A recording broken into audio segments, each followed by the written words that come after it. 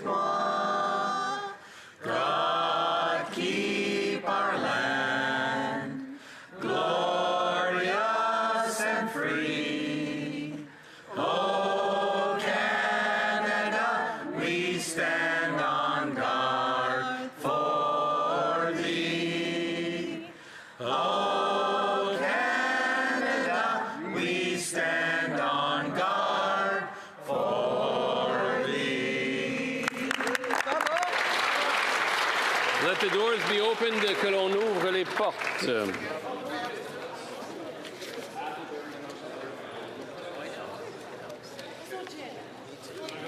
Colleagues, we're going to go to statements by members.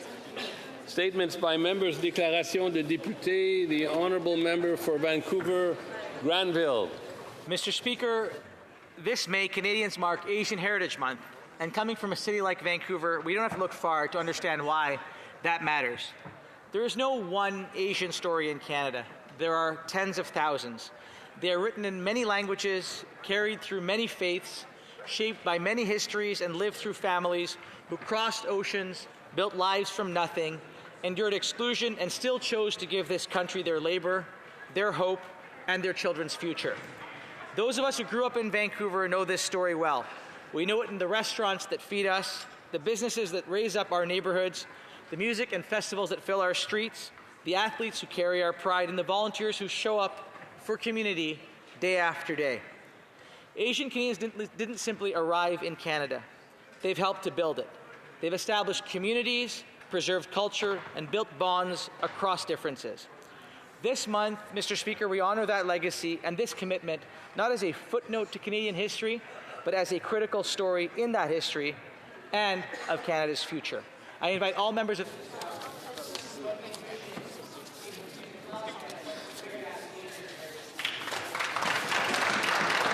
The honourable member for Fort McMurray, Cold Lake. Today is McHappy Day, a day when every purchase at McDonald's helps support families through the Ronald McDonald House charities. In Alberta, 65% of families live outside a city with a children's hospital, making many must travel far from home and their support networks to access specialized care. In these moments, Ronald McDonald Houses provide a home away from home to families right across Canada. Last year, from Fort McMurray, Cold Lake alone, there were 52 families who benefited from Ronald McDonald House stays, each bringing a little more normal and a chance for kids to be kids and families to connect. When a child is seriously ill, families should not have to worry about where they will sleep or where their next meal is going to come from. Ronald McDonald Houses provides comfort, stability, and a place to stay during some of life's most difficult moments. I encourage all Canadians to take part in McHappy Day and help make a meaningful difference for families in need. Thanks, Mr. Speaker. The honourable member for Markham, Stouffville. Mr. Speaker, May is Polish Heritage Month in Canada, and Poland's May 3rd, 1791 Constitution is one of the most important events in Poland's history. It's inspired generations of Poles, helping to keep alive aspirations for independence and democracy. Canada's first recorded Polish immigrant arrived in 1752. And since then, waves of immigration have formed Canada's Polish community that is now 1 million strong in communities from coast to coast to coast. As chair of the Canada-Poland Parliamentary Friendship Group, and with my own Polish roots, I'm proud to say Canada's Polish community is as strong and vibrant as ever. Poland has become Canada's close NATO ally and our largest trading partner in Central and Eastern Europe, and our ties continue to grow. Join us tomorrow at 9 a.m. for the Polish flag raising on Parliament Hill. Za naszą I waszą wolność. For our freedom and yours. The Honourable Member for Lévis-Le-Binière. Mr. Speaker, in loving memory of my sister-in-law, Marlène Baudouin, an energetic, dedicated woman who loved her family, her husband Yvon, her children Jonathan, Myriam, and Catherine, and her 6 beloved grandchildren, always ready to protect us so we would want for nothing. Marlène leaves us with lasting memories of the care she had for her loved ones. She was the center of our family's attention. Her infectious laughter reminds us of the importance of family gatherings at her home and at the family cottage. She loved us dearly, and we loved her just as much. Her resilience over the past 10 years proved to us what an exceptional woman she was. We miss you already. Rest in peace with the love of the whole family. Thank you, Mr. Speaker.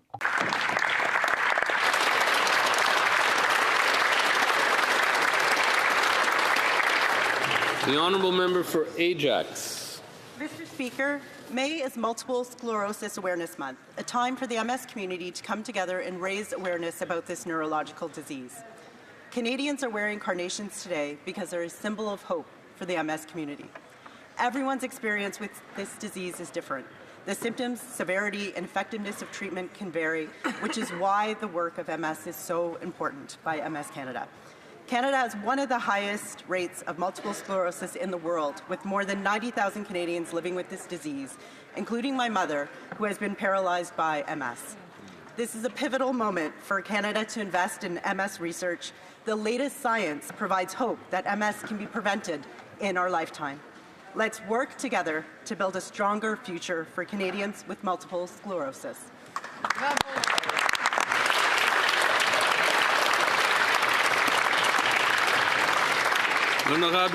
The honourable member for Beauce.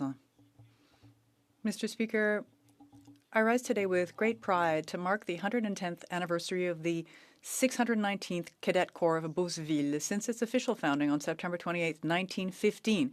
This unit has left its mark on the history of our community. Over these 110 years, generations of young people have learned discipline, respect, courage, mutual support, and the drive to excel.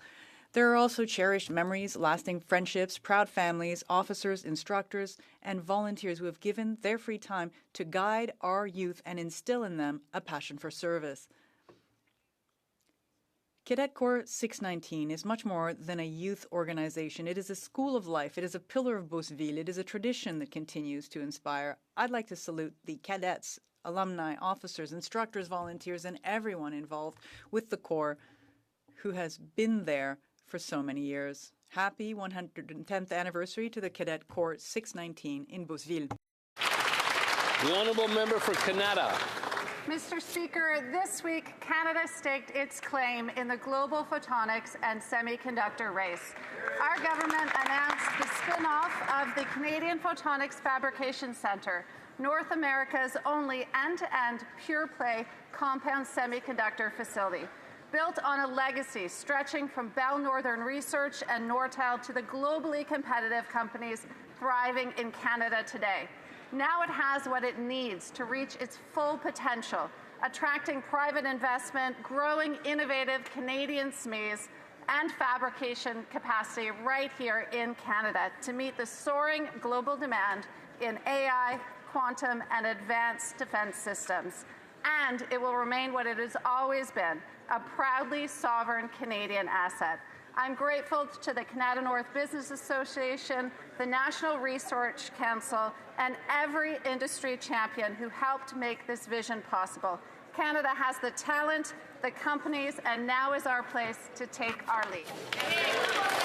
The honourable member for Kamloops, Thompson-Nicola. Mr. Speaker, I have a surprising project to tell you about. Imagine this. No fences, beautiful townhouse-style living, tennis courts, and fishing in the Rideau River over the summertime. No, I'm not talking about a new housing project, Mr. Speaker. I'm talking about jail. A penitentiary, in fact, that houses notorious sex offender and child killer Stephen Ray. That's right, Mr. Speaker. This person was considered so dangerous that police had to follow him around everywhere he went when he was released for just 72 hours. And yet, he lives in a jail without fences, with a little slice of paradise, having comforts like a tennis court, a beautiful kitchen, and all the freedom in the world without fences. So tell me this, Mr. Speaker, the Liberals bungled this up with Bill C-28 in their least restrictive measure. Why is it that somebody who is a child-killing sex offender, needs to be supervised every single minute, can live in a place without fences? The honourable member for Swift Current Grasslands, Kindersley. Mr. Speaker, May is MS Awareness Month, and Canada has some of the highest rates of MS in the world, with 12 people diagnosed every single day in Canada. This year focuses on the invisible symptoms of MS, which often lead to misunderstandings and barriers. For those who are living with MS, like my wife Kyla, a lot of this has to do with severe fatigue. This is connected with sensory issues, chronic pain like the MS HoC, and mental or emotional symptoms. This all goes hand in hand with MS being unpredictable and inconsistent. As an episodic disability, there are a range of symptoms that fluctuate with relapses and flare-ups. Despite these special challenges, the MS community continues to move forward. This month brings an important opportunity to raise awareness and show support for an important cause with the May 50K fundraiser. You can find more information on the MS Canada website.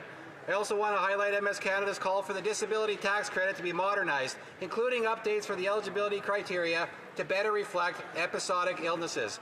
Not all disabilities are visible, and just because you can't see them doesn't make them any less worthy of our support. The honourable member for Bay of Quinte. Mr. Speaker, as a proud life member of the Belleville Bulldogs Rugby Club, I know firsthand the value of amateur sport in building confidence, discipline, and strong communities.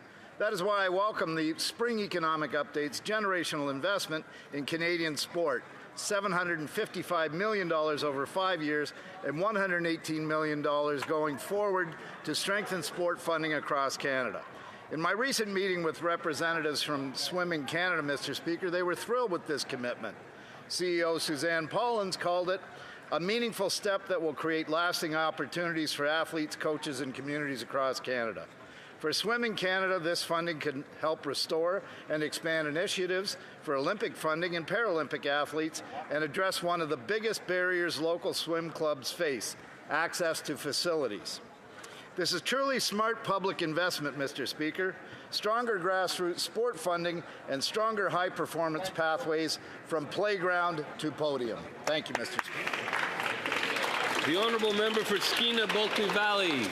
Mr. Speaker, despite the illusions and speeches, it's more cost, more carbon taxes, more the same. In Skeena-Bulkley Valley, gas prices are up to $2 a litre.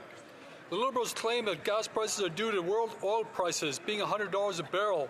But in 2014, under a Conservative government, gas prices were around 45 cents cheaper.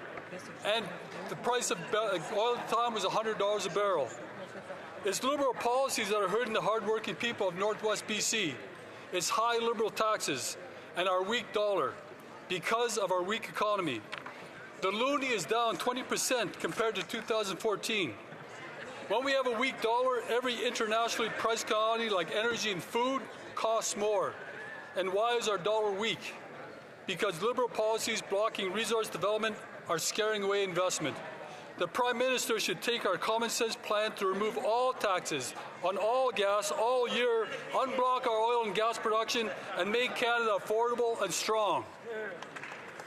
The honourable member for London West. Mr. Speaker, I rise today to recognize the incredible contributions of the Ukrainian community in London, Ontario, in particular the Ukrainian Centre and Ukrainian Canadian Congress of London. As we mark Vishvenka Day, a celebration of heritage, resilience, and identity, we honor not only tradition but action. In London, Ukrainian Canadians have opened their doors, organized support networks, and welcomed families fleeing war with compassion and dignity. They have raised funds, they have sent humanitarian aid, and stood firmly with Ukraine in its fight for freedom. Their work strengthens our community here at home while making a difference abroad. So to all of those involved, to all of our friends, Daria, and many more, thank you for showing us what solidarity truly looks like, and I want to wish you a happy celebration on Vishvenka Day. The honourable member for Saskatoon University. Imagine if you knew someone that just kept racking up the credit card bill while actively trying to earn less money. This is what the Liberals have spent the last decade doing, as they consistently increase the debt on the national credit card while doing everything they possible to keep the resources in the ground. Of course, governments and people are different. The governments can keep racking up taxes on families. These families are feeling the pain of higher taxes, higher inflation, higher interest costs, and higher stresses on the family budget.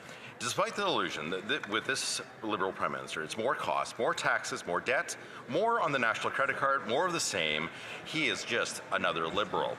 When will this Liberal Prime Minister get serious and end his costly credit card budgeting so Canadians can afford to live?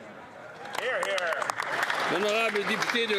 The Honourable Member for La Prairie at Tattaken. Mr. Speaker, today I have the immense pleasure of welcoming to Parliament 6th grade students and teachers from Jean 23 School located in La Prairie.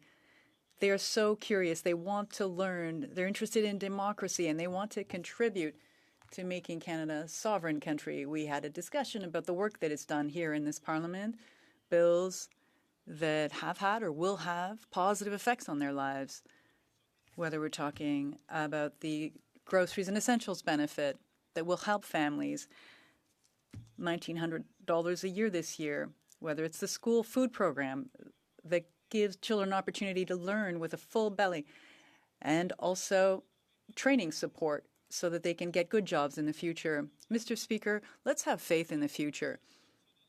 One day, one of these youth will be here sitting in my spot, and we'll make sure that this country will remain and become even more just and inclusive. Honourable Member for Calgary Nose Hill. Mr. Speaker, the Prime Minister claims to have taken back control of the immigration system, but that's really hard to believe. That's because in the past year, the Prime Minister has allowed the government to let in hundreds of thousands of new non-citizen temporary foreign workers while Canadian kids can't find jobs or a place to rent. They've allowed massive scandalous fraud to run rampant in the non-citizen student visa program. They've turned a blind eye to non-citizens convicted of serious crimes in Canada who are getting sweetheart deals to avoid deportation.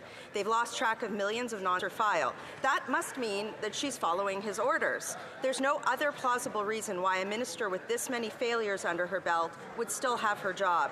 The reality is that the buck stops with him. He needs to fire her and fix the system and not claim that everything's okay when it isn't.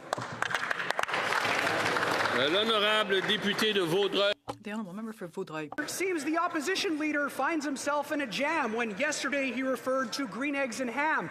Now, over on this side, we don't think it's a crime to talk about politics in the form of a rhyme. And to tell you the truth, we were starting to fret. Since the leadership review, he's been missing the net. After his brilliant appearance on air with Joe Rogan, he's been unable to land even one catchy slogan. He's often accused of being a Trumper because his policy depth fits on a car bumper. He scores well with bots, the streamers, and trolls, but his numbers are like Trump's when it comes to the polls. So in a gesture of kindness, we'll try to be nice. We'd like to keep him as leader, so here's some advice. Don't try to talk tough or be awkwardly formal. Surrender yourself and just try to act normal.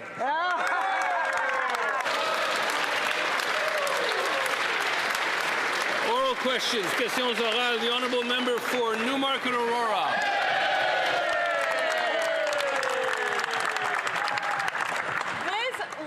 Prime Minister's trillion-dollar debt means more taxes, more cost, and more of the same. After 11 years of Liberals, Canadians are now paying more on interest on our national debt than the government collects on GST and spends on healthcare. On healthcare, Mr. Speaker. So why won't they follow our Conservative plan to cut all gas taxes for the rest of the year? Is it because they have lost control of their spending, or is it because they simply don't care? The Honourable Secretary of State for Financial Institutions. Despite that Conservative leader and his party, best efforts to mislead Canadians about the economy, let's look at some facts. I just want to. I'm sort of still parsing that phrase, but I just want to remind members that we cannot insinuate that somebody is intentionally misleading the House. And I don't know if that was the case. That sounds like something. So the member may continue. Mr. Speaker, despite that leader and his party's best effort to paint the wrong narrative, the facts are very, very clear. Best net debt to GDP in the G7. Strongest fiscal position in the G7. Second fastest growing economy in the G7. Mr. Speaker, wages are outpacing inflation. Despite the rhetoric on that side, Canadians know our economy is growing. We're going to build economy. The honourable member for Newmarket Aurora. Follow the money and you will know what this Liberal government really cares about. They have wasted $750 million on a failed gun grab, $300 million on the prescribed IT scandal, $80 billion on interest payments for bankers and bondholders, and over $500,000 on the Prime Minister's catering of flights. What was he having? Gold flakes on his cappuccinos? So why won't they cut all taxes on gas for the rest of the year? Is it because they care more about Liberal insiders than everyday Canadians? The Honourable Government House Leader. Mr. Speaker, it's been several days, if not weeks, since we asked the Conservatives to table a list of programs that they would like to cut. Things that they label inflationary spending. The possibilities are old age security, the Canada Child Benefit, school food programs, support to our workers, building the country, building major projects and building it strong. Which of these things are inflationary spending in the eyes of the Conservative Party? The honourable member for Elgin St. Thomas, London South. Once again, the Prime Minister is padding the pockets of consultants, insiders, and elites while Canadians pay the price for his costly credit card budget. The Liberals blew $300 million on prescribed IT with nothing to show for it. They said they were going to axe the facts, but instead they just embraced the waste. And now we learn that the Health Minister paid the Liberal-appointed head of the program $900,000 per year. No wonder they shut down a committee investigation into it. When will the Prime Minister cut the waste, cut the corruption, and look out for ordinary Canadians for a change? The Honourable Government House Leader. Mr. Speaker, we have a new winner. Most empty slogans in one single question. Just won by the member across. The thing they could deliver, the thing that I think Canadians would appreciate, the thing that would add to the substance of this debate is whether he will cut the empty slogans and table that list of things that they think are inflationary spending and that they would cut and deprive Canadians of. The honourable member for Elgin St. Thomas, London South. Well, we also have a new record, the most hot air from a transport minister. These Liberals rejected Conservative calls to axe all federal taxes on fuel and save Canadians 25 cents a litre at the pumps. But let's look at what the Liberals do have money for. $200 million for a gravel pit, a launch pad, when the only thing these Liberals are sending into the stratosphere is the national debt. So when will this Prime Minister let real Canadians get ahead instead of just Liberal cronies?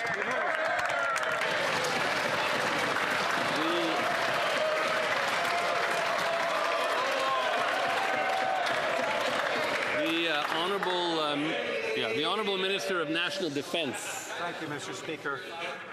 Let's talk about facts. Mr. Speaker, establishing. Sorry, Mr. Speaker. Let's he doesn't get to see it. Okay. We'll listen to the Minister of National Defence. Thank you very much, Mr. Speaker. Mr. Speaker, establishing Canadian sovereign space launch capabilities is going to drive billions of dollars in investments. It's going to create good-paying jobs. It's going to increase Canada's sovereignty. It's going to reduce our economy's reliance on the United States. It's going to support a commercial space launch and re-entry industry that could be worth up to $40 billion. This is what we're investing in. What I hear on the other side is what I heard from Harper, slash and burn. The Honourable Member for Bellechasse, Les Etchemins, Lévis. While Quebecers are cutting back on groceries to make ends meet, we've learned that the Prime Minister has spent $524,000 on food for his plane, Mr. Speaker. How can the Prime Minister still look Canadians in the eyes and talk about inflation when he spends, for just one flight, the equivalent of several years' worth of an average family's income on food, all while driving up their grocery bills with his gas tax, Mr. Speaker? The Honourable Government House Leader. Well, let's talk about planes. The Prime Minister this afternoon is in Mirabel to announce the biggest order for airplanes designed, built, and delivered by Canada in the history of our country. It's excellent news for Quebec. It's excellent news for workers in Mirabel. It's excellent news, an excellent vote in the confidence of Canada's economy and our workers. The Honourable Member for Bellechasse-les-Etchemins-Lévis. Now, Mr. Speaker, the reality is that this Liberal government is collecting record-high gas taxes and reaping the benefits of oil revenues, but that money seems to be disappearing into the pockets of Liberal insiders instead of easing the financial burden on Canadians, Mr. Speaker. When will this Prime Minister stop treating the national budget like an unlimited credit card? The Honourable Minister of Government Transformation. Thank you very much, Mr. Speaker. And she's asked about lightening the financial burden on Canadians. Well, the first thing we did was a tax cut for 22 million Canadians. And then there's the groceries and essentials benefits. And the first payments for that are coming out June 5th. That represents up to $1,800 for 12 million Canadians, among the most vulnerable in this country, Mr. Speaker. But we're not going to stop there. There's dental care. There's the Canada Child Benefit, Mr. Speaker. A 10-cent cut on the price of gas, Mr. Speaker. And when she talks about the Prime Minister's trips, well, 20 trade agreements on 4 continents. It's a trade surplus in March, Mr. Speaker, and as my colleague said, the biggest contract in the for airplanes in the history of the country. The Honourable Member for Saint-Jean. Mr. Speaker, it's been 1 month today since Donald Trump made his indefensible tariff changes, and Desjardins is showing that Quebecers are paying the price. Quebec is twice as hard hit as other regions. A quarter of our manufactured goods are now affected by these unjust tariffs. The employers of 170,000 Quebecers have been targeted since April 6th. It's therefore Quebecers, first and foremost, who need a wage subsidy to protect jobs and provide relief to businesses. We've been asking this now for a month. When will the government finally take action? The Honourable Government House Leader. Mr. Speaker, we've just announced timely help for cash flow for that manufacturing sector, these small and medium-sized businesses that are affected by the unjust and unfair tariffs from the American administration. But, Mr. Speaker, good news today. As I've just said, the Prime Minister, as we speak, is in Mirabel today to announce the biggest order for airplanes in the history of Canada. An airplane designed, built here in Canada by Canadians. And we're very, very proud of that. And that is going to help Quebec's economy. The Honourable Member for Saint-Jean. Mr. Speaker, nobody is going to turn down aid. It's just that it's poorly targeted. Listen to the Federation of Chambers of Commerce, and I quote, "For businesses whose survival is currently at risk, however, this is insufficient." Mr. Speaker, aid measures that abandon those most at risk are not a success, they're a failure. And the businesses that are the most at risk, as Desjardins has shown, are disproportionately based in Quebec. It's Quebecers who are at risk. When will we see a wage subsidy to protect them? The Honourable Government House Leader. Mr. Speaker, timely help, $1.5 billion, that's not nothing. That's on top of the aid that we have already provided to the forestry sector and to other industry sectors in Quebec as in the rest of Canada.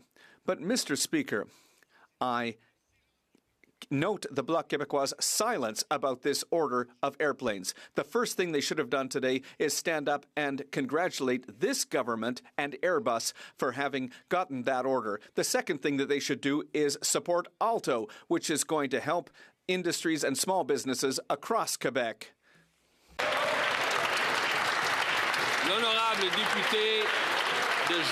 The Honourable Member for Joliette-Manawan. Mr. Speaker, SMEs threatened with closure by the new tariffs don't need more loans. They need a wage subsidy, and they need direct aid measures that don't add to their debt load. We don't want to be doomsayers, but this crisis is far from over. Businesses are surviving right now thanks to contracts that were signed before the new tariffs came into effect. With the new tariffs, they're no longer competitive. There won't be any new contracts. The current crisis isn't the peak, it's just the beginning of the crisis, and the federal government has to react now. Will they enhance their support measures to protect small businesses? Please. The Honourable Minister of Government Transformation. Thank you very much, Mr. Speaker. We'll always be there to support workers and businesses who've been hit by the illegal and illegitimate Trump government tariffs. And, you know, and $1.5 billion were announced by the industry minister. That's on top of measures that were previously announced specifically to help small and medium-sized businesses and businesses impacted by the tariffs. We will always have their backs, Mr. Speaker. The Honourable Member for Portage-Lisgar. Mr. Speaker, Canadians were told this Prime Minister was a financial mastermind, but it turns out he is just more of the same. He's simply Justin Trudeau with a better LinkedIn account. He found the government credit card and treated it like a hotel minibar, grabbing whatever he wanted and sticking Canadians with the bill. This Prime Minister acts like the government could spend endlessly without consequence, but it's clear that families are paying the price through higher taxes, higher inflation, higher interest costs, and higher prices for gas, groceries, and housing. So when will this Liberal Prime Minister stop running up the tab so Canadians can afford to live again? Good question. The Honourable Minister of Northern and Arctic Affairs. Thank you, Mr. Speaker. Canadians sent this new Liberal government here to get things done, and that's what we're doing. Hear, hear. The Manitobans that I'm talking to want to talk about affordable childcare, grocery rebates, automatic tax filings that remove barriers for northern remote communities, cutting taxes at the pump, and creating a national school food program so children don't go hungry. So I think member opposite needs to stop misinforming Canadians and recognizing what we're actually doing. Hear, hear. Well said.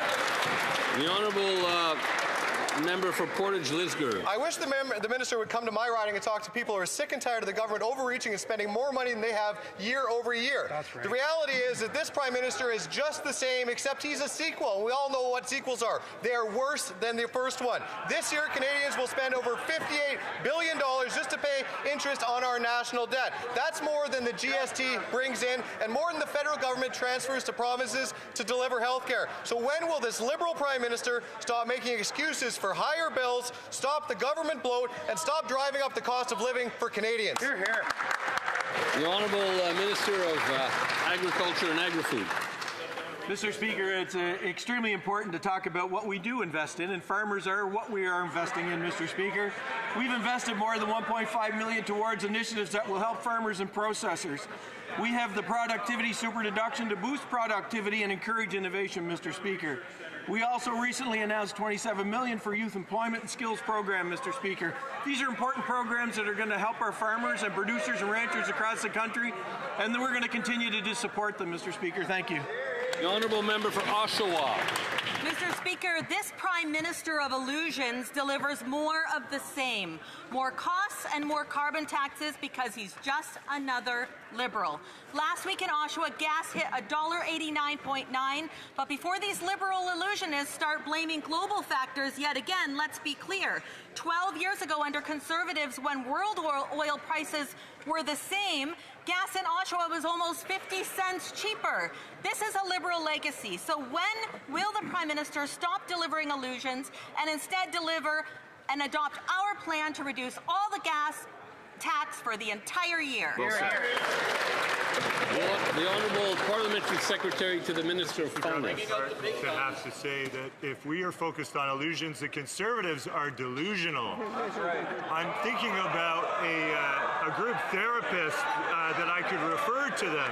While Conservatives wail and scream in this House every day and claim to care about affordability, our government is taking tangible measures and steps towards cutting taxes and alleviating the cost of living pressures on Canadians. We've suspended the excise tax on fuel, cut the consumer carbon tax, cut the income tax for 22 million Canadians, capped excise tax on alcohol, cut tax for mineral and critical mineral exploration, cut tax for businesses who invest in our...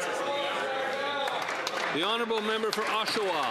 Mr. Speaker, this member from Whitby can call me delusional, but clearly he is not living in the real world. If global oil prices were the same 12 years ago and Canadians were paying 45 cents less, then clearly that does not explain today's sky-high gas prices.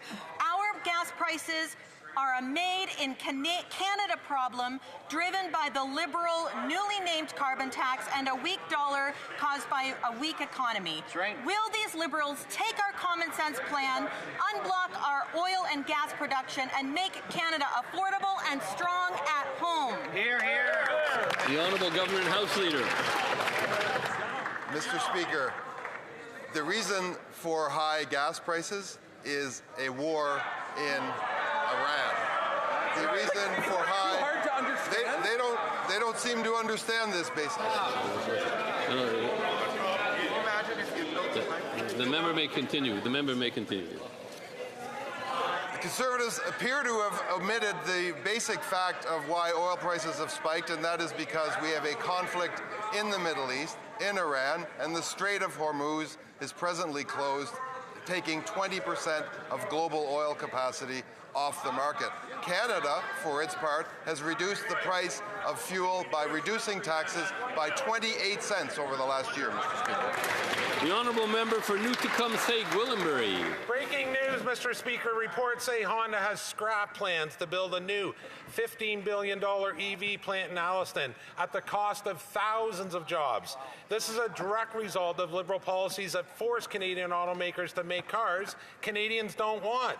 And now they're spending $2.3 billion to fund rebates on foreign-made EVs. With no consumer demand and no Kuzma deal in sight, it's no wonder manufacturers are walking away. Why are Canadian auto workers paying the price for the Liberals' failed auto policies? The Honourable Parliamentary Secretary to the Minister of Industry.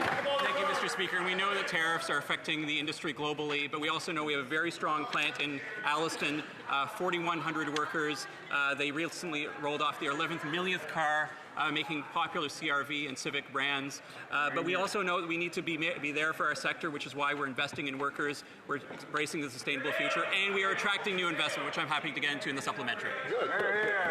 The Honourable Member for New Tecumseh, Gwillimbury. They can't blame market shifts for their own failures. The Liberal government told us for years the future's EVs. They just didn't tell us it was Chinese EVs. The government should be making it cheaper for Canadians to buy cars they want to drive, built by Canadians. Right. Instead, the Liberal policies are killing auto jobs and investment while subsidizing foreign-made electric vehicles, like the 49,000 imported from China this year.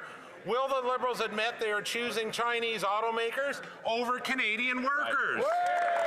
The Honourable Parliamentary Secretary. Thank you, Mr. Speaker. The head of the Canadian Vehicle Manufacturers Association on Monday at committee said that the rebate policy was a good policy and that it embraced the full kind of purchases, the kinds of vehicles Canadians want. In terms of EV and other kinds of investments, the good news is there is new investment coming. The PowerCo plant in St. Thomas, the Nexstar facility which has rolled off 1 million battery cells. We've got new investments in Cambridge, in Oshawa, in Oakville. There are investments in St. Catharines. Investments in our sector are happening with this government support because there is confidence in this industry. It's a coast-to-coast sector with concentration in Southern Ontario, and we will continue to be there for them. The Honourable Member for New Tecumseh, Gwillimbury. Mr. Speaker, if this Prime Minister is selling out Canada's auto sector and doubling down on Chinese EVs, I want to know if he'll be riding in one in his motorcade. Experts have called these EVs rolling spy vans designed to feed data back to servers in China. Heck, the Prime Minister called China our greatest security threat. But this government is still shipping 49,000 of them in, while our own automakers are shut out. Why is the Prime Minister compromising our national security and our auto industry to cozy up to Beijing? The Honourable Minister of Artificial Intelligence and Digital Innovation. I respect the Honourable Member, but I am surprised that the opposition continues to run down auto workers and this sector in the midst of a trade war.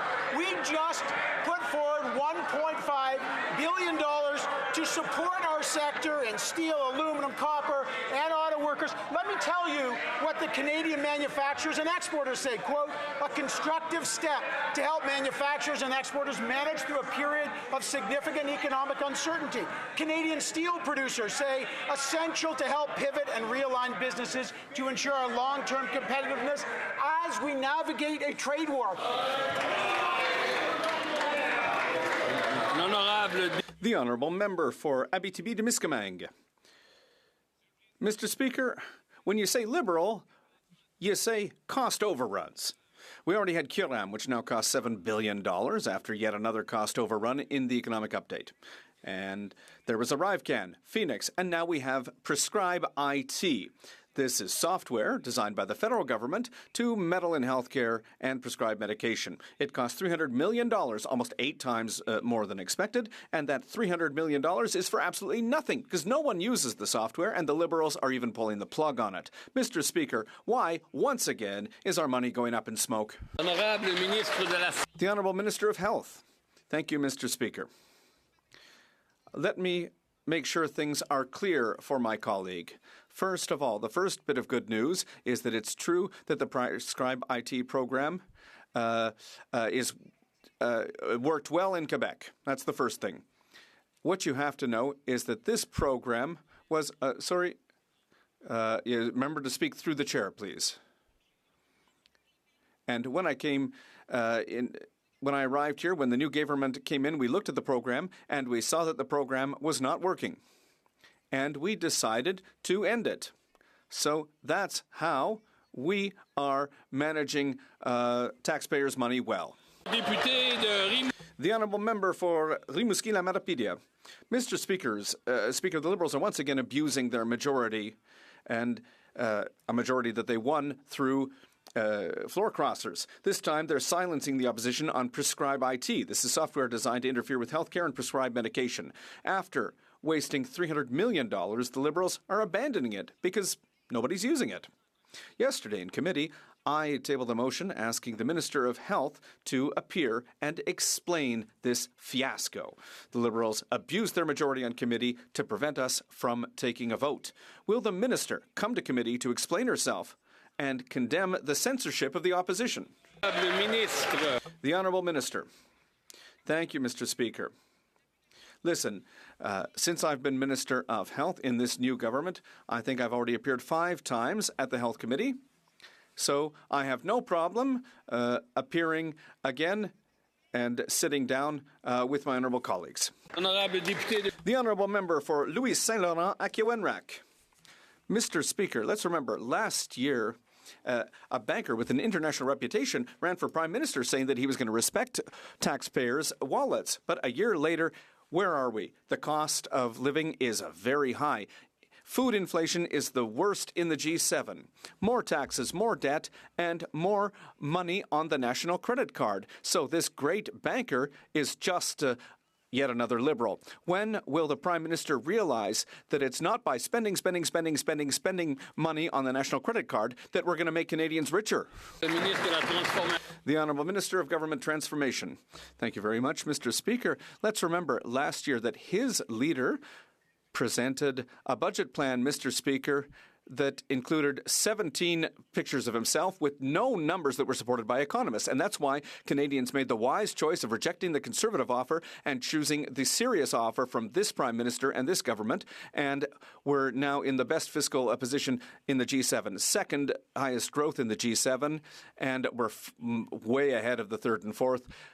And we're offering support to those who need it. We're building a strong economy. The Honourable Member for Louis Saint-Laurent à Kewenrak. Well, Mr. Speaker, a year ago, they thought we'd have a budget of $31 billion, and a year later, it's twice as high. It's $65 billion. That's the reality after a year of liberal governance. But worse than that, Mr. Speaker, by 2031, and this is the economic update that says it, there's going to be an extra $1 trillion of debt.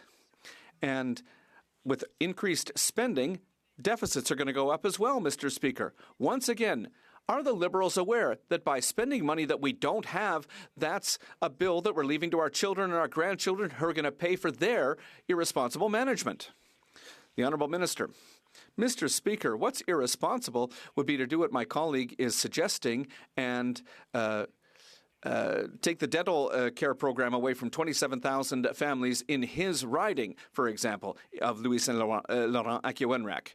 What would be irresponsible would be while there are turbulence in the world economy, to not build the infrastructure that we need to be competitive in the future, as we're doing in the port of Quebec at Contrecoeur, as we're doing at Nouveau-Monde Graphite, to have a strong economy and to make sure that our young people have opportunities in the future. The honourable member for Montmorency-Charlevoix. In 2024, England established a new fund that it explicitly refused to call a sovereign wealth fund because the fund is financed by debt, exactly like the fund that was announced by the Liberals last week. The Prime Minister should know this. He was advising the British government during that process. So the Liberals are using a term that has proven itself that works and that is appealing, but they're not using the formula that made that term successful. So why are the Prime Minister and the Finance Minister selling a pipe dream when they're continuing to run our country into debt? Are they taking Quebecers for fools? The Honourable Government House Leader. Mr. Speaker, as we're building Canada strong, as we're building major projects, we obviously want to offer all Canadians the possibility to participate in that project, to participate in what we're doing that's going to create wealth for our men and women across the country, particularly in the specialized trades. And we want to offer increased participation to the entire country in the prosperity that we're creating here in Canada. The Honourable Member for Montmorency-Charlevoix. Mr. Speaker, families in Montmorency-Charlevoix are taking on debt just to put food on the table. Meanwhile, the Liberals, typical Liberals, they have this new fund to create a $25 billion fund. Well, a real sovereign wealth fund is built with wealth. By selling and developing our resources to Norway, Saudi Arabia, Singapore, we should take inspiration from those countries. The Prime Minister is borrowing to invest while Canadians are borrowing to put food on the table. How can the Liberals look families in the eye and insist that they are soundly and responsibly managing public money? The Honourable Government House Leader. Mr. Speaker, just like other programs, the Canada Growth Fund, for instance, there is Indigenous participation in our projects. We have the Infrastructure Bank. We want to have the tools to develop and build a new Canadian economy. That economy will give people opportunities, job opportunities, but also opportunities for us all to create wealth in Canada for Canadians, and that is exactly what we're doing with the Sovereign Wealth Fund. The Honourable Member for Lévis-Lotbinière. Mr. Speaker, the national credit card is maxed out like never before with a $1 billion bill that our children and grandchildren will have to pay off. That is $1 billion on the backs of future generations. Mr. Speaker, today families are footing the bill for Liberal structural deficit with higher taxes, higher inflation, higher interest costs, and higher prices for all goods. When will this Liberal Prime Minister put an end to his credit card budgets so that Canadian families can make ends meet?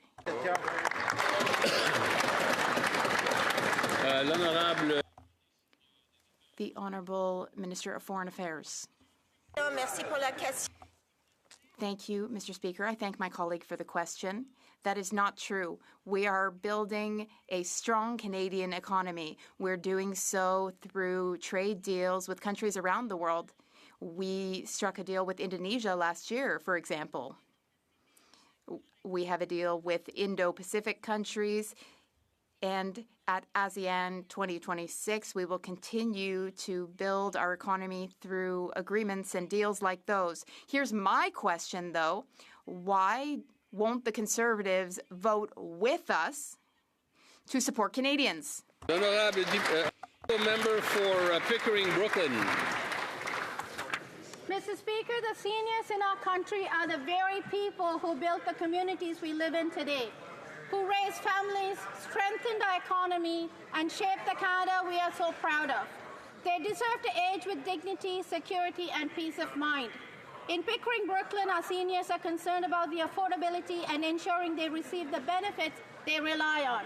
Can the Secretary of State update Canadians on how our government is supporting seniors and protecting them from financial vulnerability? The Honourable Secretary of State for Financial Institutions.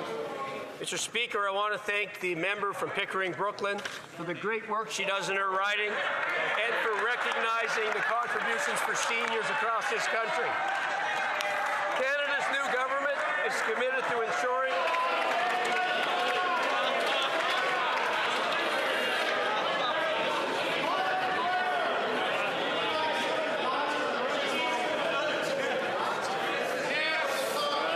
Not from the top, no. Once it quiets down, the member may continue. No. Okay. The Honourable Secretary of State for Financial Institutions may continue. Mr. Speaker, we have so many members on this side, it's hard to keep track of where everyone is.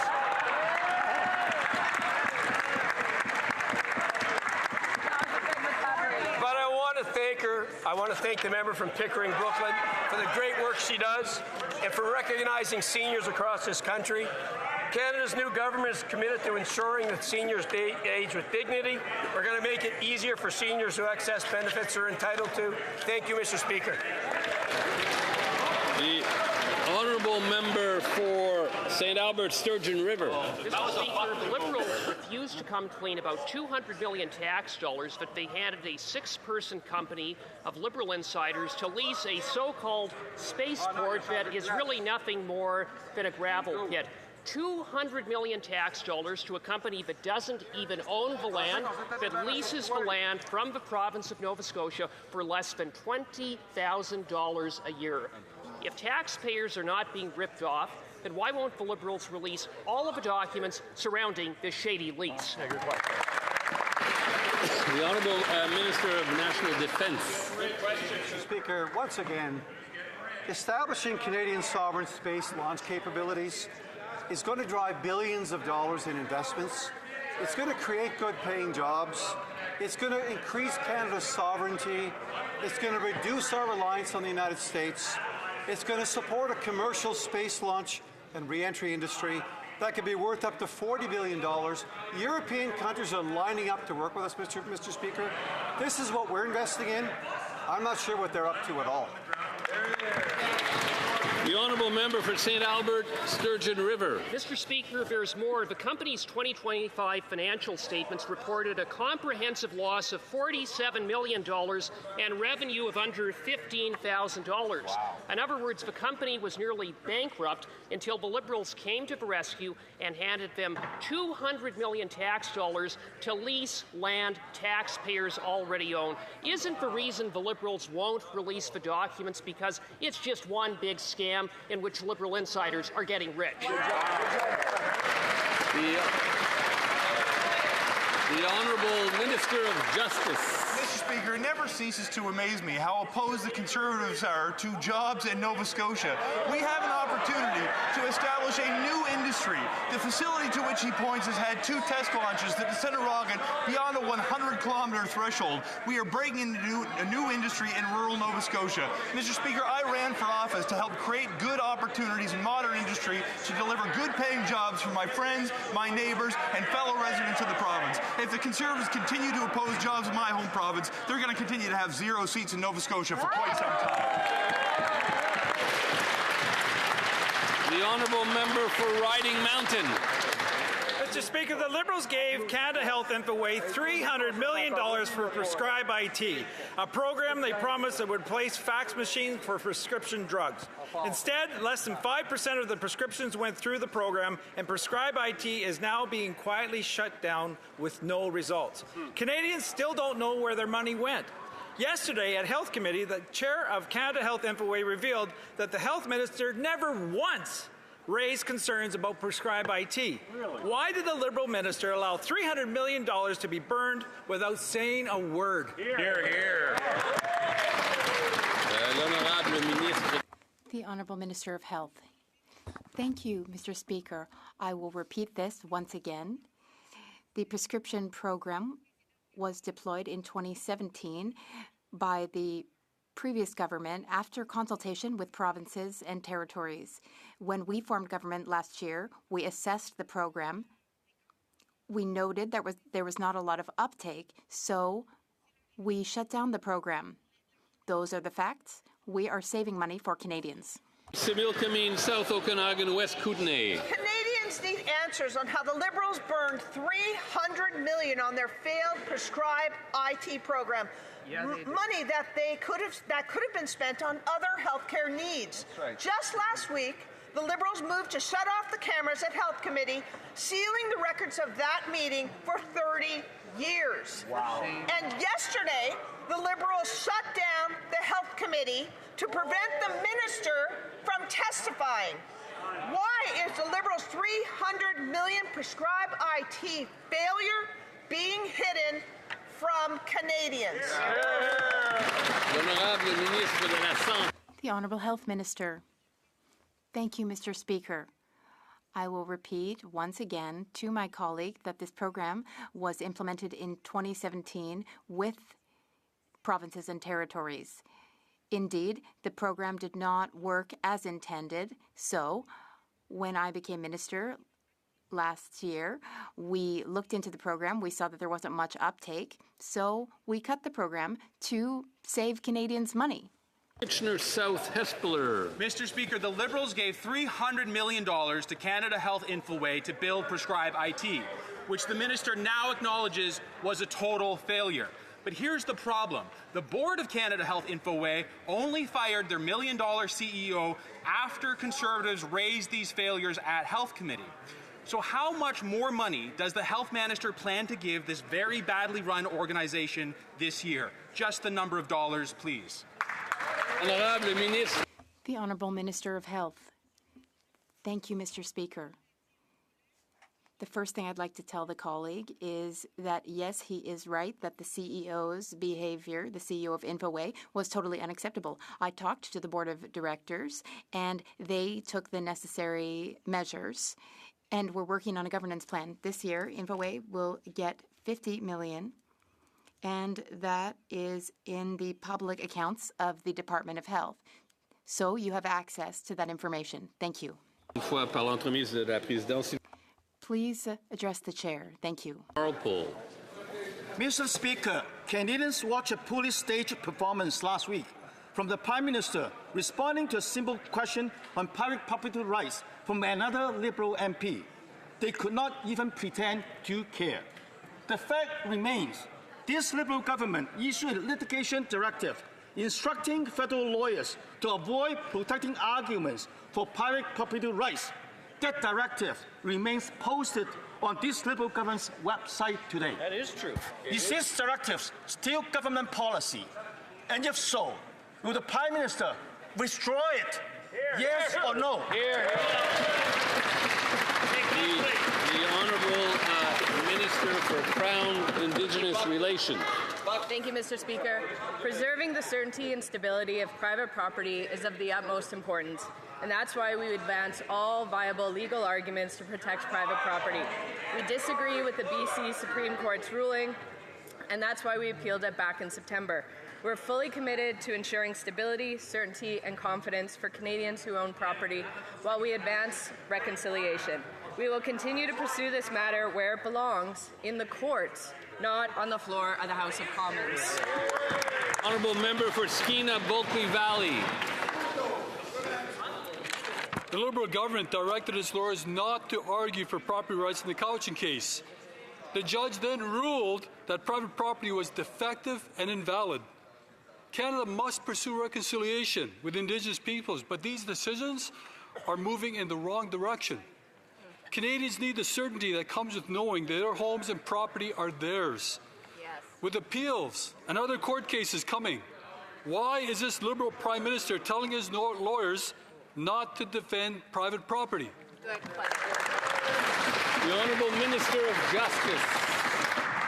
Mr. Speaker, as my honourable colleague well knows, this government believes in private property rights and does not view them to be mutually exclusive to the notion that we can reconcile our challenging history with Indigenous peoples who call these lands home. We have been advocating for the court to notify private property owners in this case since 2017. We have more recently supported the application by Montrose to be able to advance arguments to protect private property interests. In the meantime, Mr. Speaker, we have made arguments to defend fee simple insofar as it impacts the federal government. We will defend private property rights We will advance a path to reconciliation. We can do both at the same time. Honourable member for Cowichan, Malahat, Langford. The Cowichan land decision and the Liberal Musqueam agreement signed secretly and outside the treaty process has resulted in economic uncertainty, falling property values, and unsettling division among British Columbians, especially on Vancouver Island. We need truth and reconciliation. The Prime Minister is failing to deliver either. He is clearly unaware that by handcuffing the government lawyers in the BC Appeals Court, he has now legally handcuffed them in the Supreme Court. When will the Prime Minister explain his plan to protect private property rights now that the government lawyers cannot use the private property argument in court? Honourable Minister of Crown Indigenous Relations. I think it's important that everybody remembers the recently signed Musqueam agreements do not affect private property. The agreements recognize Musqueam's constitutionally protected Aboriginal rights in the specific areas of fisheries, stewardship, and marine emergency management, while establishing a clear framework for collaboration between the First Nation and Canada. These agreements respect the rights of Indigenous peoples and establish how Canada and the First Nation should engage so we get our issues out of the courts, increase certainty for Indigenous communities, businesses, and all Canadians. I encourage the member opposite to read the agreement. The honourable member for Chilliwack Hope.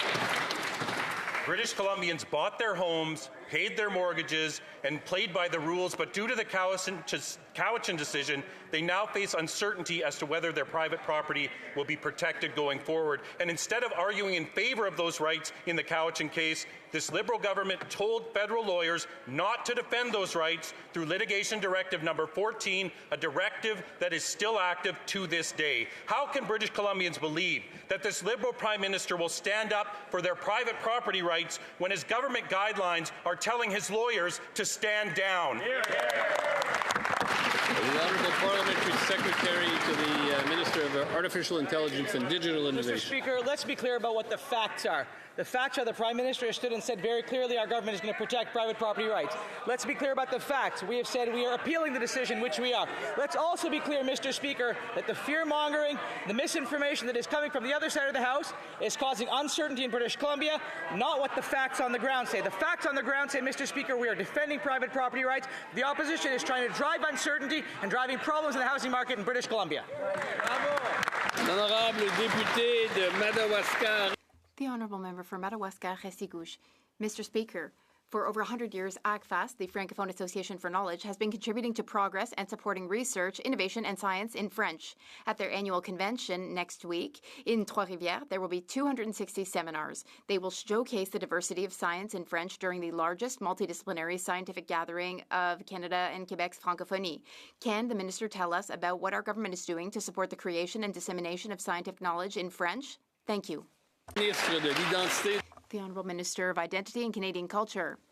Thank you, Mr. Speaker. I thank the member for Madawaska-Restigouche for his excellent question and his excellent work. Like him, I greatly appreciate ACFAS, which fulfills a critical mission, promoting science and research in French, which is a top priority for our government. In April, we announced $1 million for research in French in Canada. We are also currently looking into the recommendations of the Advisory Council on Research in French as part of the Action Plan for Official Languages, and we will publish a report on that. We are very proud of what Francophone scientists accomplish, Mr. Speaker. Canadian farmers expect the government to defend them at the negotiation table, not leave them behind. Yet the Liberals constantly fail farmers in trade disputes. Canadian beef and pork exports to Europe and the United Kingdom dropped to zero last year. And yet they're rushing into a Mercosur agreement despite the risk to Canadian cattle, pork, and poultry. Mercosur countries do not meet our standards on animal health, food safety, or the environment. So why are the Liberals rushing into to sign an agreement that puts our food security, our food safety, and Canadian farmers at risk? The Honourable Parliamentary Secretary. Thank you very much, Speaker.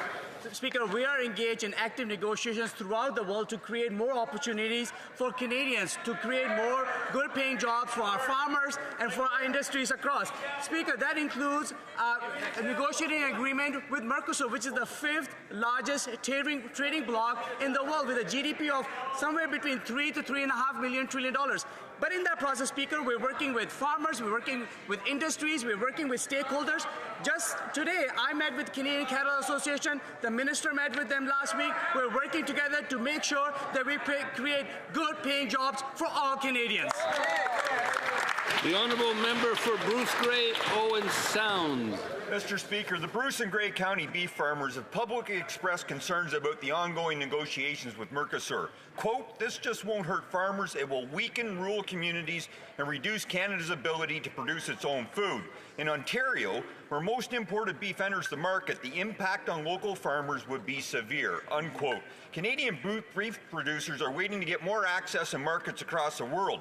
Shouldn't the Liberal government be prioritizing export market access abroad instead of displacing the Canadian cattle industry at home? The Honourable Parliamentary Secretary. Because this is precisely what we're doing. We're living in uncertain times, and our focus is to create more opportunities for Canadian businesses, including our hardworking farmers, to be able to export around the world. In fact, if you talk to farmers, they're very excited about the opportunities we're creating for them in India, in China, in Philippines, and other ASEAN countries, including places like Mercosur. But Speaker, we are working closely with our farmers, we're working closely with our industries, we're listening to their views, and our negotiations will reflect the needs of Canadians so that we can create good paying jobs for all Canadians. The honourable member for Souris Moose Mountain. Mr. Speaker, Canadian cattle producers are among the very best in the entire world. Our ranchers have built world-class beef genetics through generations of hard work, strict animal health standards, and some of the most rigorous traceability requirements anywhere on Earth. Now the Liberals are considering a Mercosur trade deal that could open the floodgates to beef imports from countries where far lower standards and production costs. Why are these Liberals willing to sacrifice our Canadian ranchers and undermine our domestic food industry? Will the minister commit today to protecting Canadian cattle producers and exempt agriculture from any Mercosur trade deal? The Honourable Minister of Foreign Affairs. Opportunities for Canadians and Canadian farmers around the world. Let's look at China. Let's look at Mexico, for example, where we are continuing to stand with Canadian farmers. At the same time, we are unlocking trade agreements and investment directly into Canada around the world, negotiating and concluding over 20 trade agreements over the past 6 months, over 4 continents. Mr. Speaker, one thing that would advantage Canadians is if the opposition actually recognized that we're standing for the Canadian. The honourable member for Acadie Annapolis. Mr. Speaker, my riding is proudly home to the largest lobster fishery in Canada, which creates thousands of good-paying jobs throughout Acadie Annapolis. Our harvesters need safe and secure small craft harbors in order for their product to make it to markets. Can the Minister of Fisheries tell me how the spring economic update will affect seafood producers? Honourable Minister of Fisheries. I want to thank my colleague for his excellent question and his tireless advocacy. Small craft harbors are vital to the fisheries and vital to our coastal communities. And that's why the spring economic update had almost $1 billion in there to help support small craft harbors. This will see our harbors maintained and our fisheries. Okay, there's another question period going on here. Say it louder, Snoop. You got money. You got money. I'm delivering for my constituents.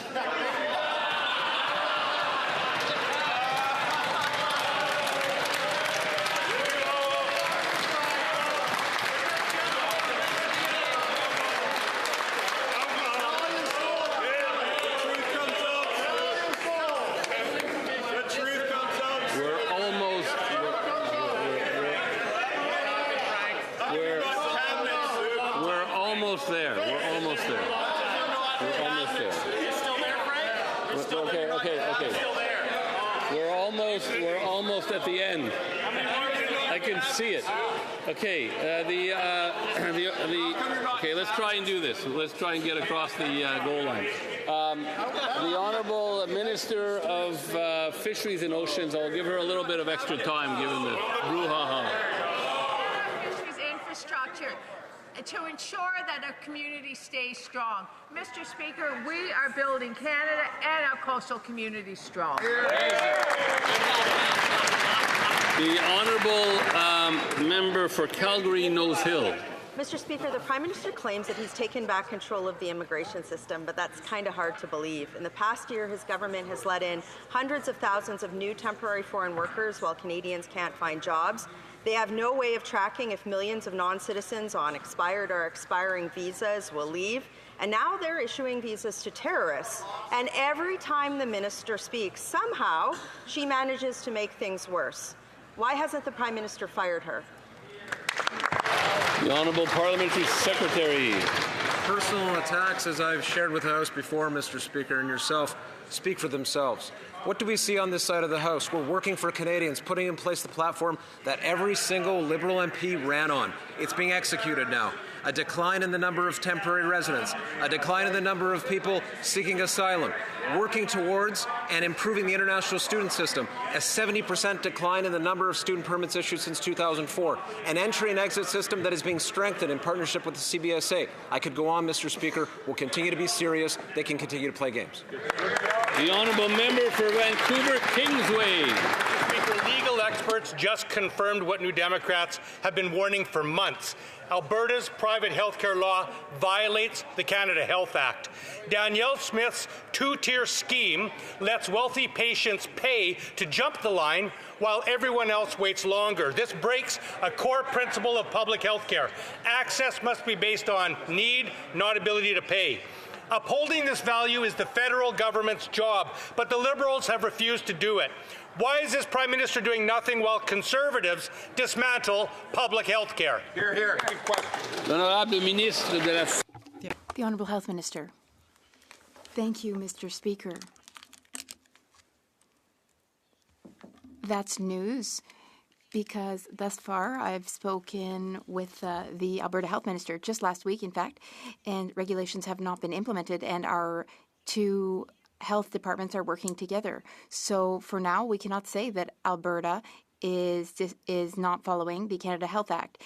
The Alberta Health Minister gave me permission to say that she wants to continue to comply with the Canada Health Act. Thank you. That concludes question period.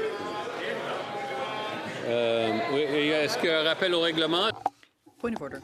The Honourable Member for Mirabel. Thank you, Mr. Speaker. At 6:35 on the radio station, I referred to the Airbus decision. I would like the minister to be sent to Centre Block to visit the facilities there.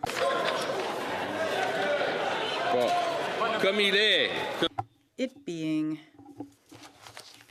3:15, the House will now proceed.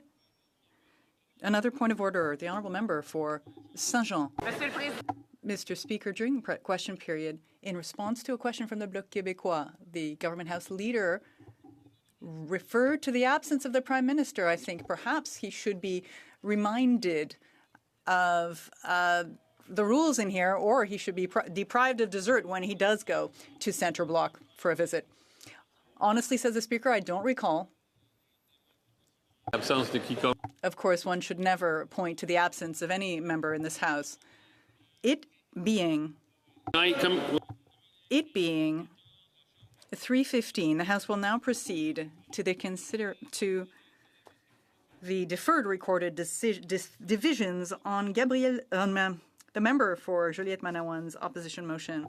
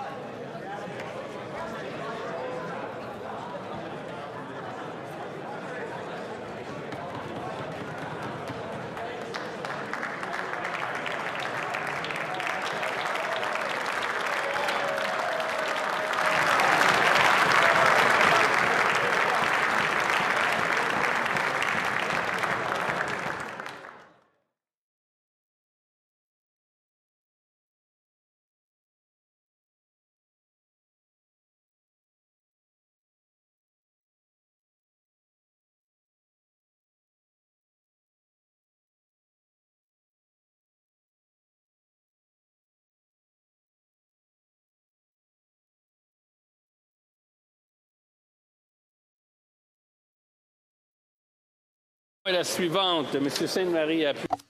Mr. Sainte-Marie, seconded by Mr. Brunel Duceppe, moved that the House condemn the imposition. May I dispense? May I dispense? No? All right. Condemn the imposition of new United States tariffs that came into force on April 6, 2026 as contrary to the principles of free trade. B, note that the application of additional tariffs on the full value of products containing steel, aluminum, or copper is affecting a growing number of businesses, particularly SMEs. C, express concern that this new trade environment will have irreparable effects on our manufacturing sector and the jobs that depend on it. And D, call on the government to take all necessary measures without delay to mitigate the impact of these unjustified tariffs, including providing direct support to affected businesses and workers in Quebec and Canada until a trade agreement with the United States is restored. The 10-minute period for members voting electronically has started, and the vote will now proceed to the vote. For members participating in person, all those in favor of the motion will please rise. Monsieur Garon. Monsieur Brunel Duceppe. Monsieur Brunel Duceppe. Monsieur Simard. Monsieur Simard. Monsieur Fortin. Monsieur Fortin. Monsieur Champoux. Monsieur Champoux. Monsieur Perron. Monsieur Perron. Monsieur Deschênes. Monsieur Deschênes. Madame Gill, Côte-Nord, Kawawachikamach, Nitassinan. Madame Gill, Côte-Nord, Kawawachikamach, Nitassinan. Monsieur Bonin. Monsieur Bonin. Monsieur Savard-Tremblay. Monsieur Savard-Tremblay. Monsieur Sainte-Marie. Monsieur Sainte-Marie. Madame Larouche. Madame Larouche. Madame de Bellefeuille. Madame de Bellefeuille. Madame Gaudreau. Madame Gaudreau. Monsieur Beaulieu. Monsieur Beaulieu. Monsieur Barsalou-Duval. Monsieur Barsalou-Duval. Monsieur Blanchette-Jonca. Monsieur Blanchette-Jonca.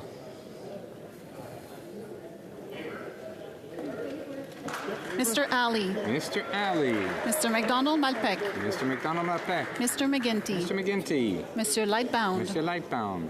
Madame Michel. Madame Michel. Miss Olszewski. Ms. Olszewski. Mr. Solomon. Mr. Solomon. Mrs. Valdez. Mrs. Valdez. Madame Petitpas-Taylor. Madame Petitpas-Taylor. Miss Chagger. Miss Chagger. Miss Jazek. Miss Jazek. Mr. Osborne. Mr. Osborne. Mr. Fragascados. Mr. Fragascados. Mr. Vancouverden. Mr. Vancouverden. Madame Provost. Madame Provost. Mr. Bélanger, Dasnate, Mississippi, Churchill River. Mr. Bélanger, Dasnate, Mississippi, Churchill River. Miss McKnight. Miss McKnight. Mr. Gerritsen. Mr. Gerritsen. Mrs. Golmasty. Mrs. Golmasty. Mr. Sarai. Mr. Sarai. Mr. Long. Mr. Long. Mr. Zaruccelli. Mr. Zaruccelli.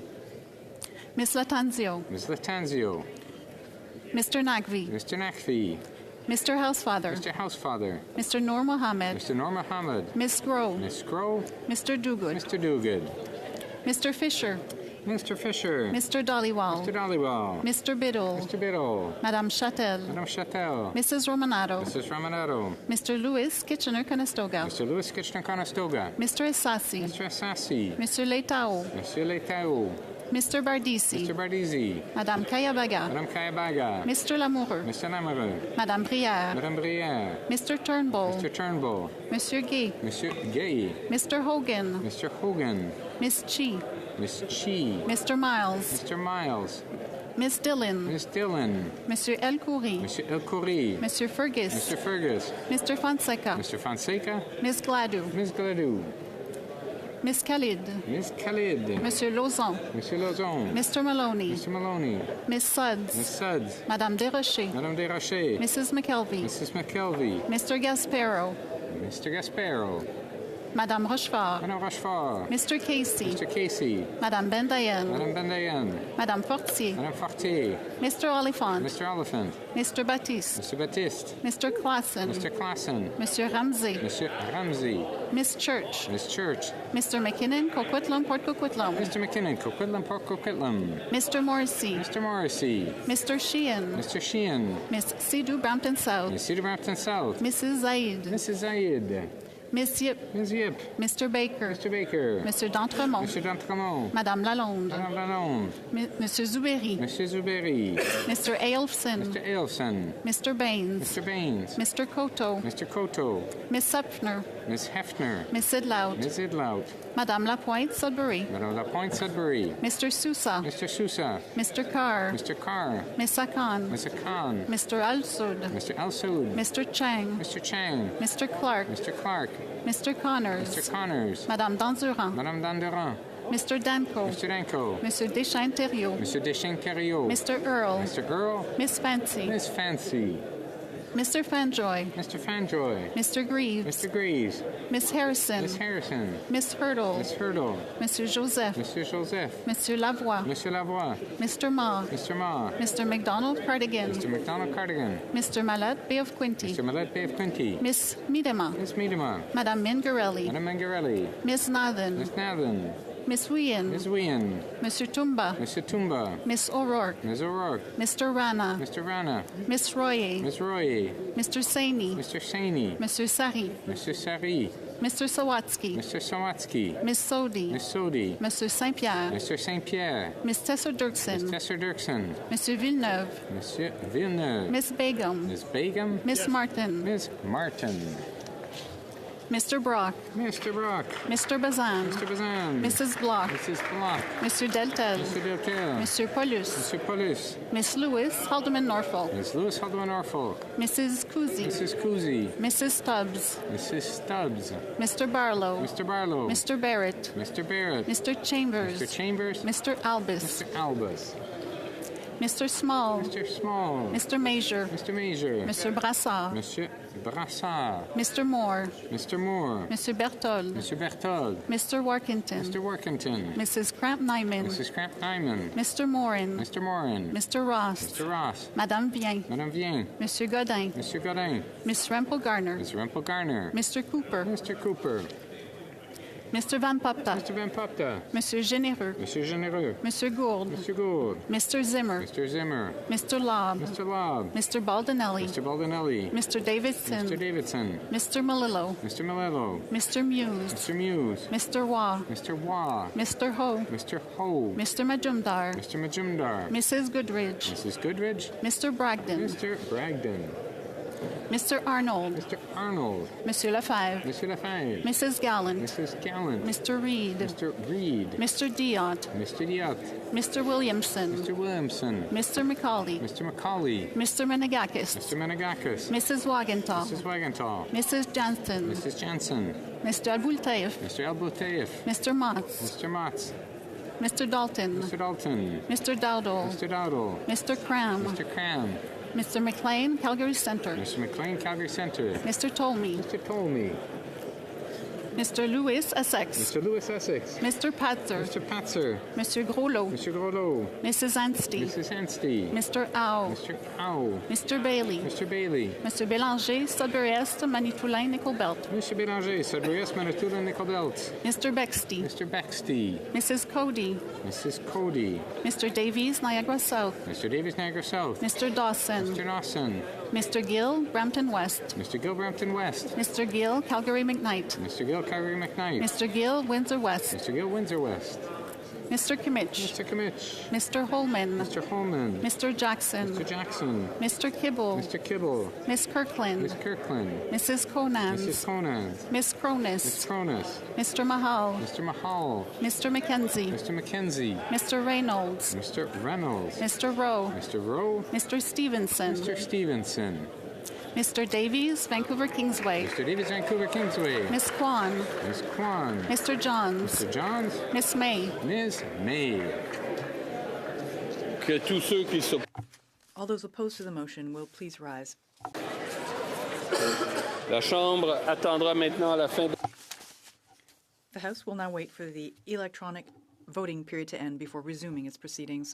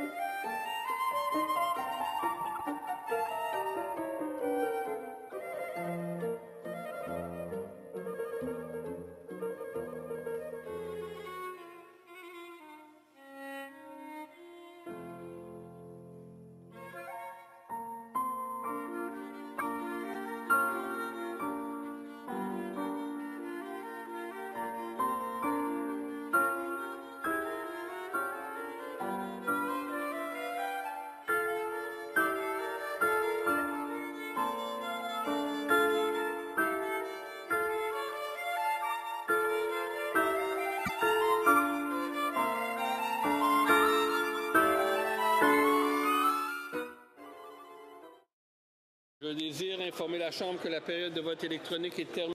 I wish to inform the House that the electronic voting period has ended. If members were not able to vote due to technical difficulties, they may now use the raise hand function and the chair will recognize them. The table will now compile the results of the vote. Yeas pour 333, 333. Nays contre 0, aucun.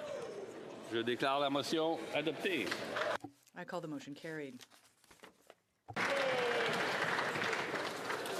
Je désire informer la Chambre qu'en raison Due to the deferred recorded division, the time for government orders will be extended by 12 minutes.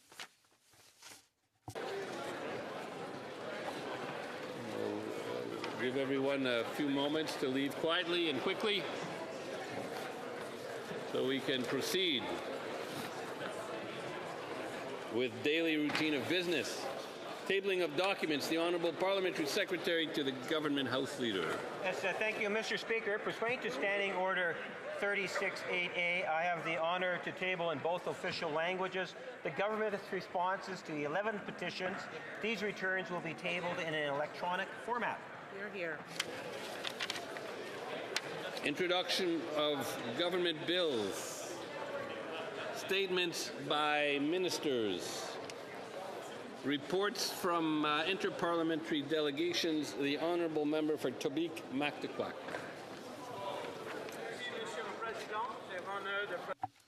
Thank you, Mr. Speaker. I'm pleased to table before the House in both official languages 5 reports of the Canada-United States Interparliamentary Group. Interparliamentary Group's participation at the 78th annual meeting of the Council of State Governments in Southern Legislative Conference in Greenville, West Virginia, from July 21st to 25th, 2024. The second concerns the IPG's participation at the Pacific Northwest Economic Region's 33rd Annual Summit in Whistler, British Columbia, from July 21st to 25th, 2024. The third concerns IPG's participation at the 63rd Annual Meeting of the CSG Eastern Regional Conference in Baltimore, Maryland, from July 28th to 31st, 2024. And the fourth concerns the IPG's contributions to the National Conference of State Legislatures Annual Meeting in Louisville, Kentucky, from August 5th to 7th, 2024. And finally, the fifth and final report concerns the IPG participation in the Democratic National Convention in Chicago, Illinois, from August 19th to 24th, 2024. Thank you so much, Mr. Speaker. Much appreciated. Presenting reports from committees, the Honourable Member for Scarborough-Woburn. Mr. Speaker, I have the honour to present in both official languages the fourth report of the Standing Committee on Agriculture and Agri-Food entitled Science in Canadian Agriculture and the Closure of Research Centres. Pursuant to Standing Order 109, the committee requested the government table a comprehensive response to this report. Presenting reports from committees, the Honourable Member. The Honourable Member for Foothills. Thank you very much, Mr. Speaker. Just in reference to the study that's being tabled by my colleague, I think it's very important to highlight that of the recommendations in that report, which were unanimously supported by all parties, is a recommendation to reverse the closures of those research. This is debate. I thought maybe the member had a dissenting report or something. Presenting reports from committees, the Honourable Member for Hamilton Mountain. Yes, they are. Thank you so much. Monsieur le Président.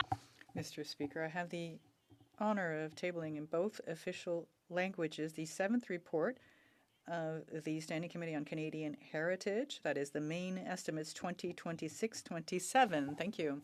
She's been asked.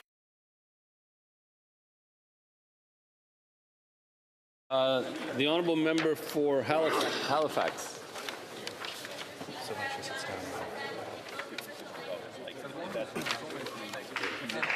Yes.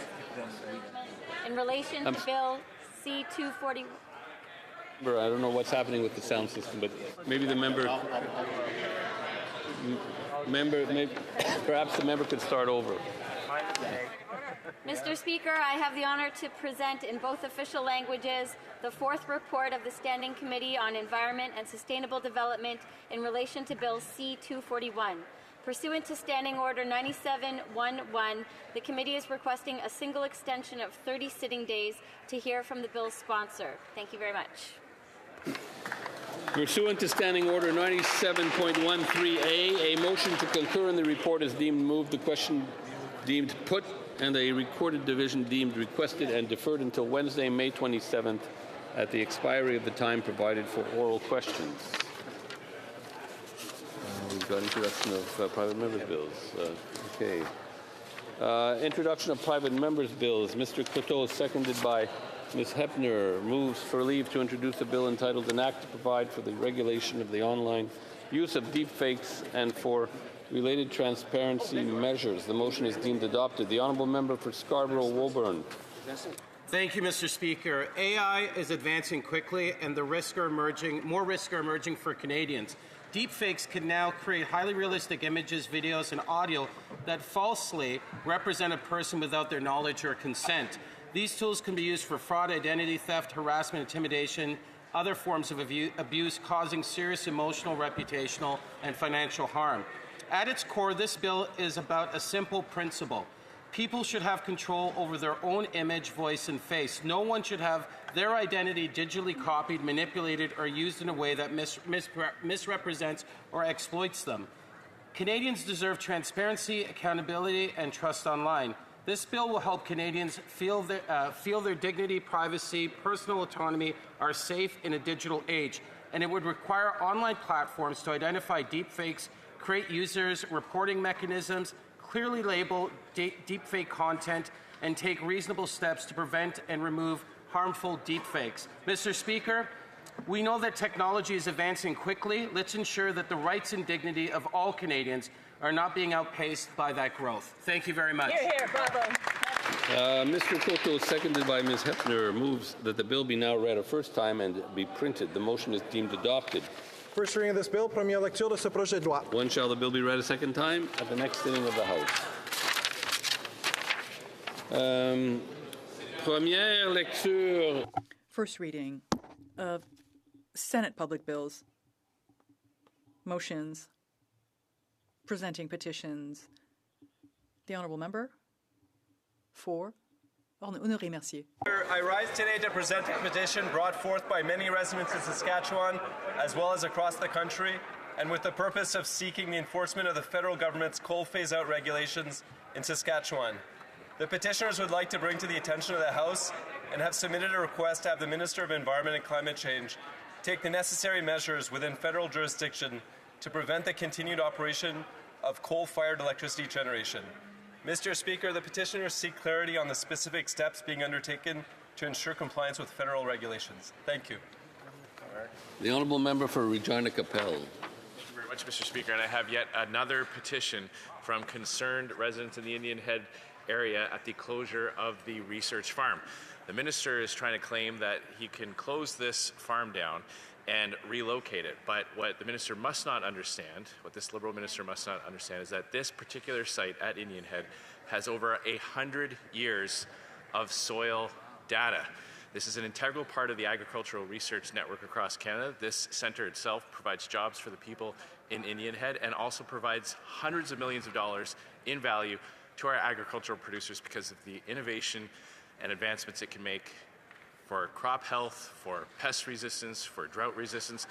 These petitioners urge the government to abandon its plans, reverse its decision to shut down this research centre. The honourable member for Kamloops, Shuswap, Central Rockies. Thank you, Mr. Speaker. I rise today to present a petition to the Minister of Environment and Climate Change. Mr. Speaker, long-tailed macaques are the most heavily traded primate for experimental use, and they've been uplisted to endangered by the IUCN in 2022. Despite this, the species being on the endangered status, Canada has allowed the import of over 10,000 macaques from Cambodia between 2023 and 2025. Environment and Climate Change Canada stated in a response to e-petition E6537 that they've seen no evidence of falsified permits. So 5,274 signatures have been obtained from citizens and residents of Canada calling upon the Minister of Environment and Climate Change to launch an investigation into the legality, traceability, and authenticity of the CITES permits used for the importation of Cambodian long-tailed macaques into Canada under the Wild Animal and Plant Protection and Regulation of International and Interprovincial Trade Act. And Part 2, add long-tailed macaques to the Schedule 2 of the WAPTR to enable the ministry to require and address its own import permits. Thank you. Honourable member for Simcoe North. Thank you, Mr. Speaker. It's a pleasure to rise on behalf of many Canadians who are expressing concern about a proposed over-the-horizon radar field set to be put in Clearview Township, which is very close to Simcoe North. The petitioners would ask the government to stop building any of the over-the-horizon radar site on the already purchased property, prevent future acquisition of prime farmland, and the building of any other over-the-horizon radar sites on this prime farmland in Clearview Township, and to finally register the previously purchased property with the Ontario Farmland Trust to preserve its agricultural status. Thank you. Right. Yeah, the honourable member for Middlesex London. Mr. Speaker, I'm deeply honoured today to table e-petition 7025. This petition, initiated by a concerned Canadian from Glencoe and my riding of Middlesex London, calls on Parliament to amend the Parliament of Canada Act. It asks that any member of Parliament who crosses the floor to join another political party must vacate their seat and trigger a by-election in their riding. I believe that this is important as Canadians elect MPs under a specific party banner to represent their values and priorities. Unrestricted or unintentionally sought-out floor crossing erodes voter trust and undermines the democratic will of the constituency each MP represents. I'm proud to stand for greater accountability alongside the 111,158 Canadians from across the country who signed in support of this important call to strengthen our democracy. Thank you. You're here. The honourable member for Quebec-Matquaque. Thank you, Mr. Speaker. It's an honor to rise in the People's House to present this petition on behalf of the great citizens of Nova Scotia and Canadians from coast to coast who are calling upon the Government of Canada to pause its closure, its planned closure for the important agricultural research facility in Napan, Nova Scotia, that does incredible work for our beef producers, our livestock producers, and forage producers across the country, and especially in the Atlantic region. So with this petition, they are hereby calling upon the government to pause their planned closure and to listen and engage meaningfully with the agriculture producers and residents of those rural communities. Thank you, Mr. Speaker. Honourable member for Saanich Gulf Islands. Thank you, Mr. Speaker. The petition that I'm presenting today actually initially was raised, the issue was initially raised in one of my town hall meetings some months ago. Petitioners from Saanich Gulf Islands are very concerned, as some of you may know, that Saanich Gulf Islands happens to be a riding that has a particularly high percentage of senior residents. The petitioners raise an issue that I think is Canada-wide, which is that the headlights for automobiles have changed dramatically over the years. That the LED lights and the intensity of them that are currently in many automobiles are a hazard, particularly for older drivers. It's hard to see where you're going because of the lack of street lighting and the halogen vehicle headlights, which are extremely bright. The petitioners therefore ask the House of Commons to review and update federal motor vehicle safety standards related to headlight brightness. They asked for a report to be commissioned and independent research on the impact of road safety as a result of these high-intensity lights, and to strengthen testing, compliance, and enforcement to ensure that headlights do not produce excessive glare under normal operating conditions. So working with the petitioners asked that the federal government work with provinces and territories, road safety experts, and vehicle manufacturers to address this safety threat. Thank you, Mr. Speaker. Honourable member for Courtenay Alberni. Well, Mr. Speaker, it's an honour to table this petition today, signed by many independent fish harvesters on Vancouver Island and coastal British Columbia that are concerned about the concentration of foreign ownership of fishing quota only in British Columbia, Mr. Speaker, that it's allowed. They highlight that DFO's mandate includes promoting the stability and economic viability of fishing operations, that Canadian owner-operator fish harvesters are increasingly displaced by foreign acquisition of Canada's commercial fishing licenses and quotas, that Canada doesn't currently have any limitation on foreign ownership of commercial fishing licenses and quota in the Pacific region, and Canada doesn't record or track citizenship within transactions of fishing licenses and quotas, and that the absence of restrictions, Mr. Speaker, on foreign ownership on commercial fishing licenses and quota damages the economic viability of Canadian-owned fishing operations, harvesters and their families, and coastal communities. The commercial ownership of foreign ownership of commercial fishing access compromises domestic food security and is directly linked to economic losses of domestic fish processing and processing jobs here in Canada. Mr. Speaker, they're calling on the Government of Canada to immediately ban any further transfer of Canadian commercial fishing licenses and quotas to foreign ownership or foreign beneficial interest. Thank you. Questions on the order paper. The Honourable Parliamentary Secretary to the Government House Leader. Thank you, Mr. Speaker. If the government's responses to questions number 955 to 973 be made orders for return, these returns would be tabled in an electronic format immediately.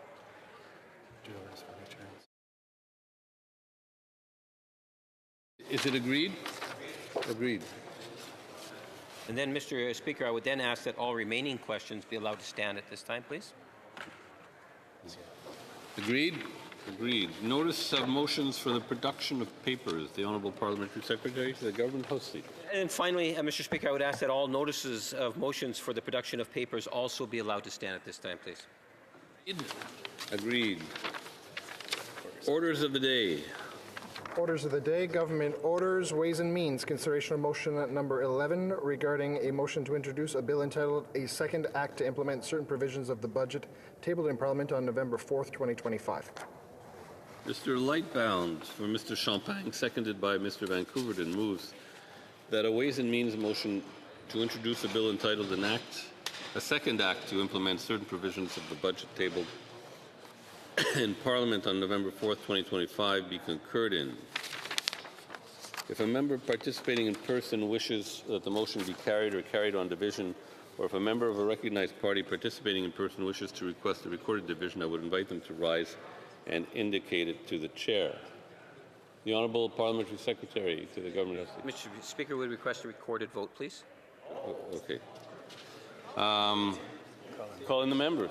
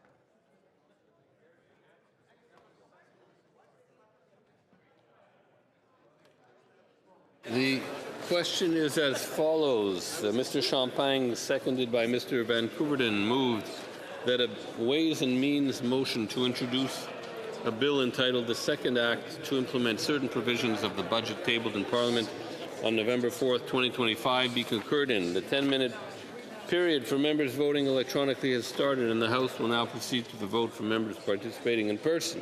All those in favour of the motion will please rise. Mr. McKinnon gets no. Mr. McKinnon gets no. Mr. Ali. Mr. Ali. Mr. McDonald Malpeque. Mr. McDonald Malpeque. Mr. McGinty. Mr. McGinty. Mr. Robertson. Mr. Robertson. Mr. Hodgson. Mr. Hodgson. Mr. Ananda Sangari. Mr. Ananda Sangari. Madame Putzpa-Taylor. Madame Putzpa-Taylor. Miss Chagger. Miss Chagger. Monsieur Guilbeault. Monsieur Guilbeault. Ms. Jazek. Ms. Jazek. Mr. Osborne. Mr. Osborne. Mr. Fragascados. Mr. Fragascados. Mr. Belanger, Desnete, Mississippi, Churchill River. Mr. Belanger, Desnete, Mississippi, Churchill River. Miss McKnight. Ms. McKnight. Mr. Garrettson. Mr. Garrettson. Miss Alty. Ms. Alty.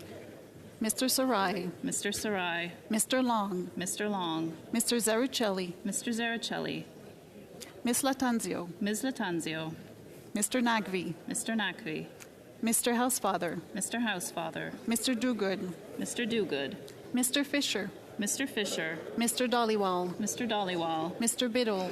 Mr. Biddle. Madame Châtel. Madame Châtel. Mrs. Romanato. Mrs. Romanato. Mr. Lewis Kitchener-Conestoga. Mr. Lewis Kitchener-Conestoga. Mr. Letao. Mr. Letao. Mr. Bardisi. Mr. Bardisi. Madame Kayabaga. Madame Kayabaga. Mr. Lamoureux. Mr. Lamoureux. Madame Brière. Madame Brière. Mr. Turnbull. Mr. Turnbull. Monsieur Gay. Monsieur Gay. Mr. Hogan. Mr. Hogan. Miss Chi. Ms. Chi. Mr. Miles. Mr. Miles. Miss Zerowitz. Ms. Zerowitz. Monsieur Elkoury. Monsieur Elkoury. Monsieur Fergus. Monsieur Fergus. Mr. Fonseca. Mr. Fonseca. Miss Khalid. Ms. Khalid. Monsieur Lauzon. Monsieur Lauzon. Mr. Maloney. Mr. Maloney. Madame Desrochers. Madame Desrochers. Mrs. McKelvey. Mrs. McKelvey. Mr. Gasparo. Mr. Gasparo. Madame Rochefort. Madame Rochefort. Mr. Casey. Mr. Casey. Mr. Claassen. Mr. Claassen. Monsieur Ramsey. Monsieur Ramsey. Miss Church. Miss Church. Mr. McKinnon, Coquitlam, Port Coquitlam. Mr. McKinnon, Coquitlam, Port Coquitlam. Mr. Morrissey. Mr. Morrissey. Monsieur Shifke. Mrs. Shifke. Mr. Sheehan. Mr. Sheehan. Miss Sidhu, Brampton South. Miss Sidhu, Brampton South. Mrs. Zaid. Mrs. Zaid. Miss Yip. Ms. Yip. Mr. Baker. Mr. Baker. Monsieur d'Entremont. Monsieur d'Entremont. Madame Lalonde. Madame Lalonde. Monsieur Zuberi. Monsieur Zuberi. Mr. Ailson. Mr. Ailson. Mr. Baines. Mr. Baines. Mr. Coteau. Mr. Coteau. Miss Hepfner. Miss Hepfner. Madame Lapointe Sudbury. Madame Lapointe Sudbury. Mr. Sousa. Mr. Sousa. Mr. Carr. Mr. Carr. Miss Akan. Ms. Akan. Mr. Al Soud. Mr. Al Saud. Mr. Chang. Mr. Chang. Mr. Clark. Mr. Clark. Mr. Connors. Mr. Connors. Madame Dandurand. Madame Danzurand. Mr. Danko. Mr. Danko. Monsieur Deschênes-Thériault. Monsieur Deschênes-Thériault. Mr. Earl. Mr. Earl. Miss Fancy. Miss Fancy.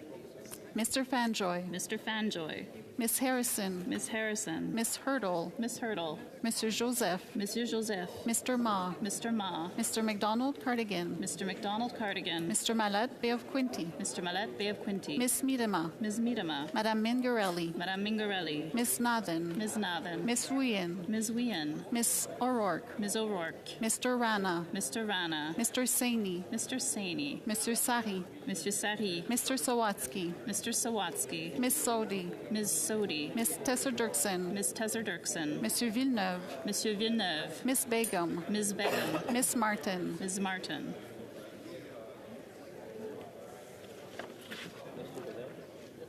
All those opposed to the motion will please rise. Mr. Schmale. Mr. Schmale. Mr. Bazan. Mr. Bazan. Monsieur Paulus. Monsieur Paulus. Miss Lewis, Haldeman Norfolk. Ms. Lewis, Haldeman Norfolk. Mrs. Cousy. Mrs. Cousy. Mr. Barlow. Mr. Barlow. Mr. Albus. Mr. Albus. Mr. Small. Mr. Small. Mr. Major. Mr. Major. Monsieur Brassard. Monsieur Brassard. Mr. Moore. Mr. Moore. Monsieur Berthold. Monsieur Berthold. Mr. Duncan. Mr. Duncan. Mr. Workington. Mr. Workington. Mrs. Cramp Nyman. Mrs. Cramp Nyman. Mr. Morin. Mr. Morin. Madame Vien. Madame Vien. Monsieur Godin. Monsieur Godin. Monsieur Martel. Monsieur Martel. Mr. Cooper. Mr. Cooper. Mr. Van Popta, Mr. Van Popta, Mr. Kelly, Mr. Kelly, Monsieur Généreux, Monsieur Généreux, Monsieur Gould, Monsieur Gould, Mr. Lobb, Mr. Lobb, Mr. Baldinelli, Mr. Baldinelli, Mr. Malillo, Mr. Malillo, Mr. Muse, Mr. Muse, Mr. Ho, Mr. Ho, Mr. Bragdon, Mr. Bragdon, Mr. Arnold, Mr. Arnold, Monsieur Mallette, Kapuskasing, Timmins, Mushkegwak, Mr. Mallette, Kapuskasing, Timmins, Muskishkawak, Monsieur Lefebvre, Monsieur Lefebvre, Mrs. Gallant, Mrs. Gallant, Mr. Diot, Monsieur Diot, Mr. Williamson, Mr. Williamson, Mr. McCauley, Mr. Macaulay, Mrs. Jansen, Mrs. Jansen, Mr. Motts, Mr. Motts, Mr. Dalton, Mr. Dalton, Mr. Cram, Mr. Cram, Mr. McLean, Calgary Centre, Mr. McLean, Calgary Centre, Mr. Tolmie, Mr. Tolmie, Mrs. Anstey, Mrs. Anstey, Mr. Bailey, Mr. Bailey, Monsieur Bélanger, Sudbury-Est, Manitoulin, Nickelbelt, Monsieur Bélanger, Sudbury-Est, Manitoulin, Nickelbelt, Mr. Bexty, Mr. Bexty, Mr. Bong, Mr. Bonk, Miss Cobania, Ms. Cobania, Mrs. Cody, Mrs. Cody, Mr. Dawson, Mr. Dawson, Mr. Gill, Brampton West, Mr. Gill, Brampton West, Mr. Gill, Calgary McKnight, Mr. Gill, Calgary McKnight, Mr. Gill, Windsor West, Mr. Gill, Windsor West, Mr. Kimmich, Mr. Kimmich, Mr. Holman, Mr. Holman, Miss Cronus, Miss Cronus, Mr. Mahal, Mr. Mahal, Mr. Mantle, Mr. Mantle, Mr. Mackenzie, Mr. Mackenzie, Mr. Reynolds, Mr. Reynolds, Monsieur Sainte-Marie, Monsieur Sainte-Marie, Madame Larouche, Madame Larouche, Madame de Bellefeuille, Madame de Bellefeuille, Monsieur Lemire, Monsieur Lemire, Mr. Johns, Mr. Johns, Miss May, Ms. May. The House will now wait for the electronic voting period to end before resuming its proceedings.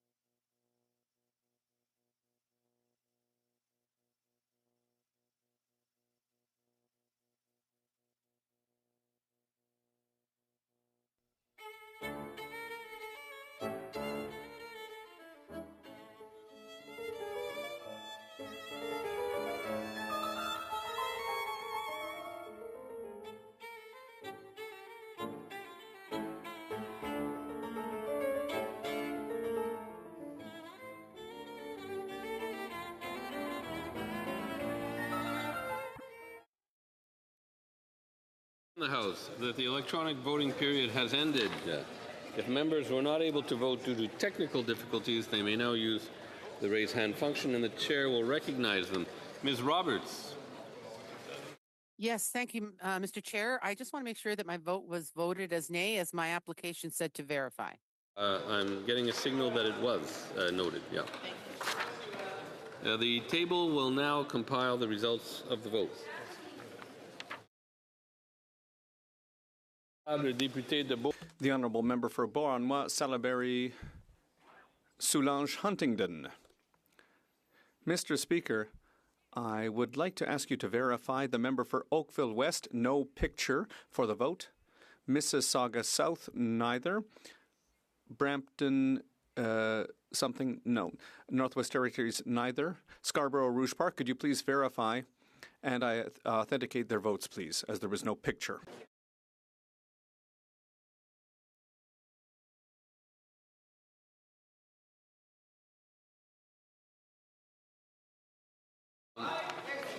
Were the votes counted? The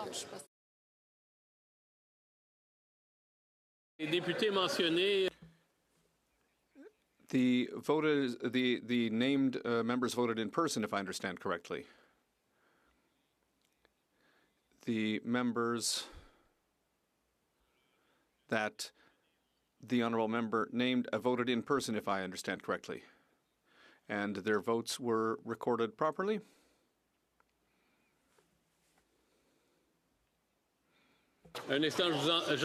Just a moment, I can't hear the honourable member. What? Could she please restart? Mr. Speaker, I just want to say, my microphone is there. I just want to say, Mr. Speaker, that when we are inside the House, in the pictures, there was a report that it wasn't correct. So all I want to make sure is that the people that I named with those writings, that everything is all right, because we had a report that wasn't correct in the lobby. So I would ask the table to compile the results of the vote. Yeas pour 170, 166. Nays contre 165, 165. I declare the motion carried.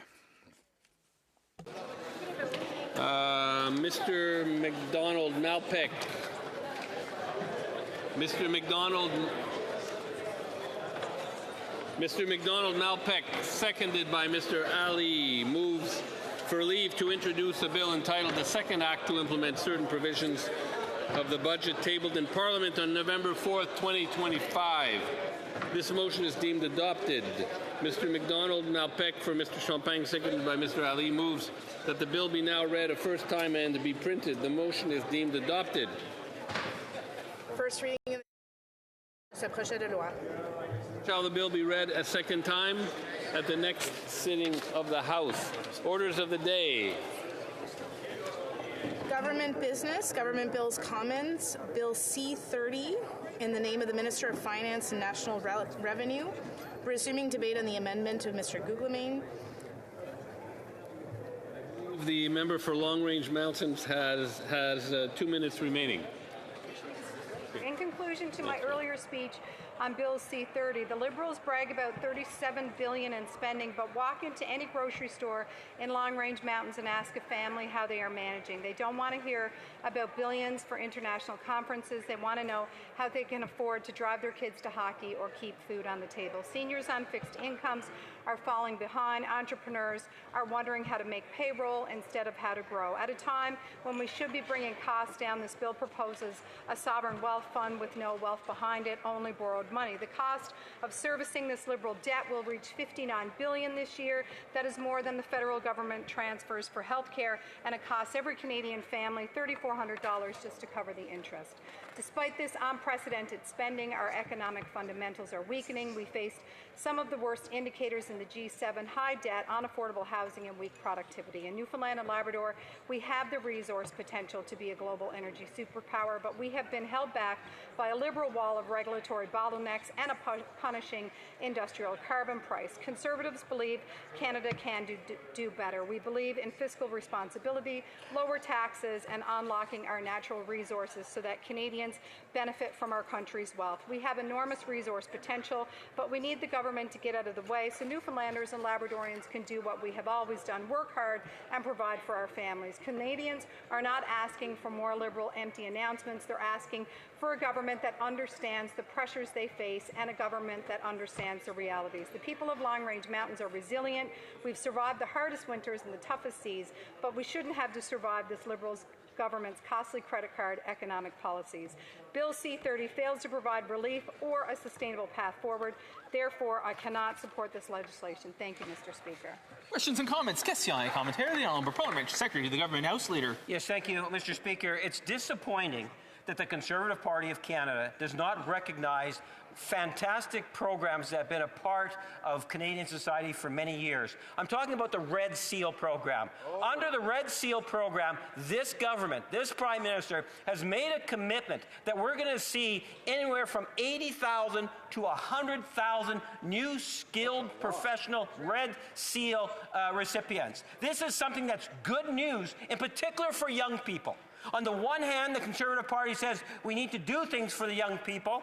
When we do things for young people, what happens is the Conservative Party consistently votes against it. My question to the Conservative Party, and particularly this member, is does the Conservative Party of today, the far-right Conservative, support the Red Seal program? Member for Long Range Mountains.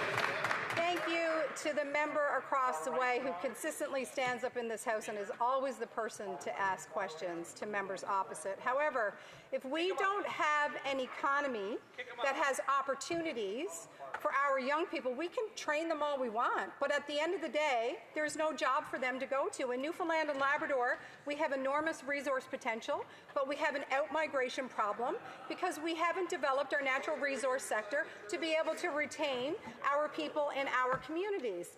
So we need to talk about how we can unleash our untapped potential in order to provide some opportunities for our young people. Thank you. Questions and comments. Question et commentaire. The member for Courtney Alberni.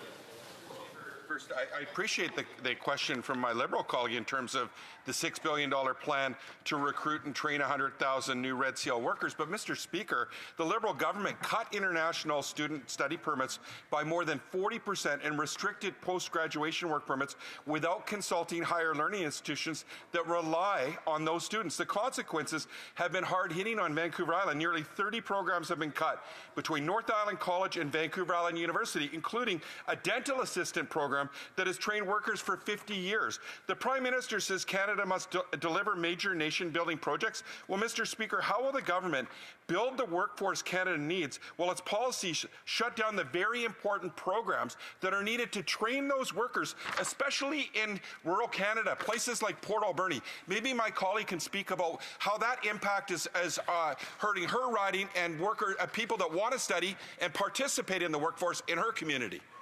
The Honourable Member for Long Range Mountains. Well, I thank the Honourable Member for those comments. In addition to that, they also cut out private training colleges from Canada's student grant applications, where in Newfoundland and Labrador there is a full ecosystem of universities and colleges that meet the demand that private sector needs that they need for the workforce. So I completely understand this frustration and concern. There's always a top-down approach that doesn't translate well, especially in rural Canada, and these are the ultimate implications to communities as a result. Questions and comments. The Honourable Member for Nanaimo, Ladysmith. Thank you, Mr. Speaker. I was in the House for the first part of my honourable colleague's excellent speech. And, our ridings, and I was delighted to be here today for the rest of it, our ridings have a lot in common, even though they are on opposite sides of the country. They are resource-based, they are filled with families, and they are struggling right now. And yet, the members across the way continue to stand up and tell us that Canadians have never had it so good and that the economy is all sunshine and rainbows. I'm wondering if the member can talk a little bit about what it feels like on the ground under current circumstances in her communities. Thank you. Honourable Member for Long Range Mountain. Thank you to my colleague and friend for that excellent explanation of exactly the same thing that I hear time and time again whenever I'm in my riding. I go to the grocery store and I see how people are struggling. I have constituents consistently reaching out and talking to me about impossible decisions that they have to make between eating or heating their home, seniors that can't afford their medication. And so in light of the fact that we hear day in and day out this constant, oh, good news and great announcements, at the end of the day, on the ground, in the communities, people are struggling, and this is what we are trying to address as responsible members of Parliament, especially as it relates to rural and coastal communities across this country. Thank you for that question. Order. À l'ordre, j'ai l'honneur de... I have the honor to inform the House that a communication has been received on May 6, 2026. Mr. Speaker, I have the honor to advise you that the Right Honourable Mary May Simon, Governor-General of Canada, has accorded royal assent to the bills found in annex to this letter on May 6, 2026 at 3 o'clock in the afternoon. The Secretary of the Governor-General of Canada. Projet de loi ayant reçu la sanction. Bills having received royal assent on Wednesday, May 6, 2026. An act to implement the accession protocol of the of Great Britain and Northern Ireland to the Trans-Pacific Partnership, Bill C-13. An act to implement the economic partnership between Canada and Indonesia, Bill C-18. So the communication has been received as follows. May 6, 2026. Mr. Speaker, I have the honour to inform you that the Right Honourable Mary May Simon, Governor-General of Canada, signified royal assent by written declaration to the bills listed in the schedule to this letter on the 6th day of May 2026 at 3:21 p.m. Yours sincerely, Ken McKillop, Secretary to the Governor-General. Bills assented to Wednesday, May 6th, 2026, an act to implement the protocol on the accession of the United Kingdom of Great Britain and Northern Ireland to the Comprehensive and Progressive Agreement for Trans-Pacific Partnership, Bill C-13, an act to implement the Comprehensive Economic Partnership Agreement between Canada and Indonesia, Bill C-18. And while I'm on my feet, order, a lower order. It is my duty to pursuant to Standing Order 38 to inform the House that the questions to be raised tonight at the time of adjournment are as follows. The Honourable Member for Riding Mountain, Health. The Honourable Member for Elgin St. Thomas, London South, Taxation. And the Honourable Member for Similkameen, South Okanagan, West Kootenay, Health. Resuming debate. Reprise du débat. The Honourable Member for Edmonton West. Thank you, Mr. Speaker. I'm pleased to rise today on the Spring Economic Update, or as I call it, the Spring Deficit Update. The Liberals, on their introduction of this bill, put out a good 250-page program called Canada Strong for All. I think it should be Canada Deficits for All. It reminds me of a famous internet meme from Toy Story of Woody and Buzz Lightyear, and Buzz is pointing out saying, as far as I can see, and that's what this economic update is. It's deficits as far as the eye can see. Now, do we remember not too long ago in the Trudeau days when he said balanced budgets from this Liberal government was set in stone? He said it was very cast in stone. Now, 75% of the current Liberal bench is made up of people that were here under the Trudeau government and about half of their cabinet, and yet somehow this cast in stone commitment to balance the budget has disappeared. Now, instead of a balanced budget, what do we get? Well, we get deficits as far as the eyes can see. $67 billion last year, well up from the worst of the Trudeau days. $65 billion this year, $63 billion next year, $58 billion in 2028, $56 billion deficit in 29, $53 billion in 2030. That's $362 billion of added debt in just over the 6 years. Do you remember this government saying they were going to spend less and invest more? Now, over the same period, this spending less is going to get us $406 billion on interest on the Liberal debt. Money for bankers, $406 billion for banker friends of the Prime Minister, not for Canadians, not for more doctors, not for more nurses, not for more schools or hospitals, not for lower taxes, heaven forbid, not for defense or more infrastructure. $406 billion just over a 6-year period for this Liberal debt. Now remember, repeated ad nauseum by this government, by the ministers, that they were going to cut programs or cut spending. Again, we're going to spend less so we can invest more. The president of the Treasury Board was in the Operations Committee yesterday, the mighty Ogo, I have to mention that. He stated $60 billion in less spending. But what does the spring deficit update actually bring us? More spending and program spending that actually outpaces the rate of inflation over the next 6 years. So somehow spend less equals more program spending. And this is from their own documents. What about the public service? Again, this government, we're going to cut 35,000 jobs. And yet the Parliamentary Budget Officer has put out a report noting that spending on the public service is actually increasing 6%. From $71 billion is going up to $76 billion. In committee, we asked about this, and the Treasury Board told us, well, we're not actually reducing public servants or spending, we're just reprofiling, shifting it around. So what does all this extra spending get us? 10 years this government's been sending or has been excusing their deficits by saying, well, we need it because it's going to add growth, it's going to do this, it's going to do that. So what did we get?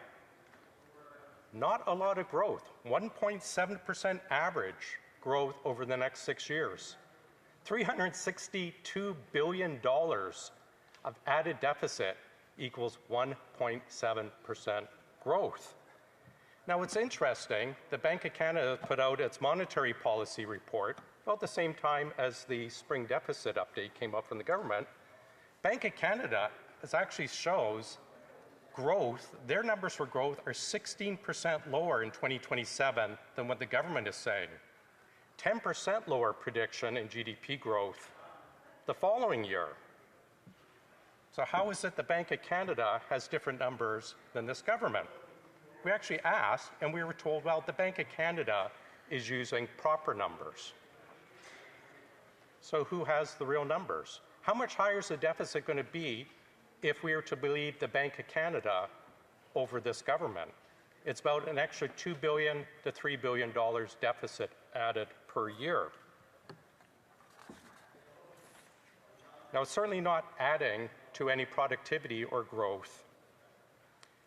From the Bank of Canada report, real GDP growth, the contributions to real GDP growth over the coming years, 2026, the year we're in now, the vast majority of growth in our GDP is government spending. Almost as much is consumption. It's not from added exports, it's not from growth and productivity. So I think it's 1.2% this year. Almost all of it is government spending. 2027, 44% of the GDP growth that we're going to see in this country, according to the Bank of Canada, is not from pipelines, is not from building more cars, not from more industry or exports. It's government spending. 2028, 27% of the projected growth, according to the Bank of Canada, is going to be government spending. So what should we do to increase this growth? Well, it's simple. Unleash our oil and gas industry. We can start by repealing C-48 that bans tankers off the British North Coast, that stops Alberta oil from getting exported. We could get rid of C-69, the No New Pipelines bill.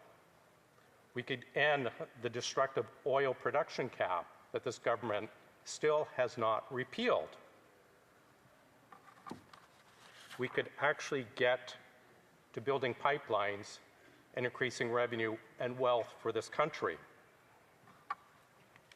We saw a note from a very famous economist, Ms. Exner-Perot, and she stated, just in the 2 months of the war in Iran and the issues of the Strait of Hormuz, if we had built Northern Gateway, we would be looking at an extra $3 billion in revenue for this country just on the added oil from the last 2 months. And here we have the government running a massive deficit, and instead we could actually be making more. I want to talk about Northern Gateway, about the lost revenue caused by this government when this government canceled Northern Gateway. And they have still not set up the regulatory regime to allow a pipeline to the coast. Total government revenue lost between 2019 and 2048, if we had built Northern Gateway, would be $131.5 billion, $72 billion for the federal government, and about $59 billion for the provincial governments. On an annual basis, revenue by region, thank you, Speaker, provinces, $2.1 billion per year have lost out because this Liberal government canceled the Northern Gateway. 1.7 for the federal government. For jobs, now we just heard the member from Winnipeg North go on and on about, in the spring deficit update, about money for trades. We don't have a lot of trades jobs available in Canada right now. It's wonderful that we finally see a recognition by this Liberal government that the people who build things have value after 10 years. But where are the jobs going to be for them? I'll tell you where the jobs could have been, helping build Northern Gateway. 773,000 jobs on an FTE basis for that period are lost because this government threw up barriers and canceled Northern Gateway. Now, the government will say, well, we need to have a carbon tax in order to sell our oil. We saw the president of Cenovus today state quite bluntly that we would be the only country in the world handicapping our oil and gas industry in such a way. He states that under Liberal policies, the government is producing high-paying jobs in Saudi Arabia, in Russia, and America, instead of here in Canada. Canada, where we have the most ethical oil production. Canada, where we have an industry that's providing more jobs for Indigenous than any other industry in Canada, more wealth than any other industry in Canada. And this government is trying to wreck it. This government needs to get out of the way, recognize the oil and gas industry is a producer of wealth for this country and for the free world. Get out of the way, allow us to build, and stop their inflationary practices. Stop destroying this country with their deficit spending. Thank you, Mr. Speaker. Questions and comments. Questions et commentaires. The Honourable Parliament Secretary to the Government House Leader. Yes, thank you, Mr. Speaker. You know, the Conservatives have adopted this policy of just get out of the way.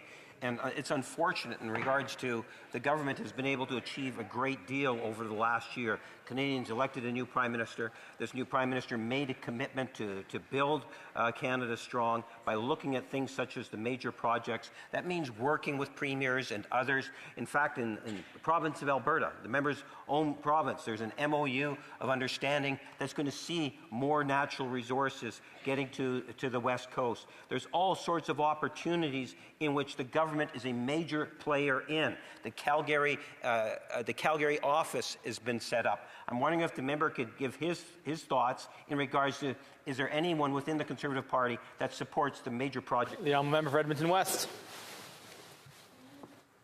The member from Winnipeg North overlooks the fact that this government has not repealed C-48, which ensures no pipeline will get built to the BC coast. He overlooks this government has still not repealed C-69, the No New Pipeline Bill. This government has still not repealed the oil and gas production cap. Who is going to invest in this country when you cannot get our oil to market, when your government is punishing oil and gas industries with a carbon tax that doesn't apply to other similar industries in other countries? The major project office is like everything else the Liberals offer. It's an illusion. Questions et commentaires. Laura. Questions and comments. The Honourable Member for Joliette-Manawan. Thank you, Mr. Speaker. I thank the member for his speech. I have a rather technical question. Of course, the bill would amend many laws, including the Banking Act. The government would facilitate takeovers of Canadian banks by foreign entities. The government was elected on a promise to protect Canadians from Trump. Now they're making it easier for foreign entities, especially American ones, to take over Canadian banks. Is this because Brookfield is now registered in the United States and they can use tax havens that they're making this change? Or is this just kowtowing to the American president? Brought up a great point. He's actually brought up two great points. This government, when they were first elected, 2015, the same old, corrupt, tired Liberal government, when they were elected, stated they would no longer do omnibus bills. And that's what this is. I think it's 11 different pieces of legislation, including the act we've mentioned.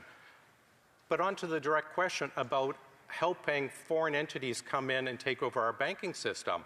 I honestly wonder what he expects from our Prime Minister. One of his last acts in the private sector was moving his company out of Canada into the States and then denying actually did it. The Prime Minister is not dedicated to our country. I think he's dedicated to his business interests. Questions and comments. The Honourable Member for Calgary Centre. I thank my colleague for the excellent speech. One thing he missed in that speech that I think needs to be brought here very clearly, and I know he'll be able to address this, is the extra $3 billion put forward by this government in a horrendously overstretched deficit, $3 billion for international climate initiatives around the world. Does he really think Canadians can afford an extra $3 billion, and what this signals as far as the government's commitment to actually get things done properly with Canadian taxpayers' money? Member for Edmonton Centre, or Edmonton West. I'd like to thank my colleague from Calgary Centre for his speech and also for his continued advocacy for Alberta oil and gas industry. It is ridiculous. This government continues its virtue signaling tour around the world, spending Canadian money on wasteful projects, I believe, overseas, when we have 2.2 million people every month in food banks in Canada. We have seniors, we have parents who cannot feed their children. This government should be focused on growing our wealth, not spending our wealth abroad so they can have photo ops. Comments, a brief question. The Honourable Member for Saanich Gulf Islands. Thank you, Mr. Speaker, and Honourable friend for Edmonton West. We frequently hear said in this place when he said that the government was ready to move ahead under the previous government of Stephen Harper with Northern Gateway, and then it was then Liberals who struck it down. I think we forget, and I'm certain that many people have forgotten, which I don't forget, that the Conservative platform in 2011 was specifically against exporting bitumen to Asia. Specifically, Stephen Harper's platform said we should not ship Canadian fossil fuels to refineries in countries that had weaker environmental standards than we did. So they were explicitly against pipelines across British Columbia to export to Asia. And as for Northern Gateway, it was struck down by the Federal Court of Appeal and due to actions by the previous government, not the Liberals. Honourable Member for Edmonton West, a very brief response. Well, of course, I disagree with the member from the Green Party, as we probably disagree on everything.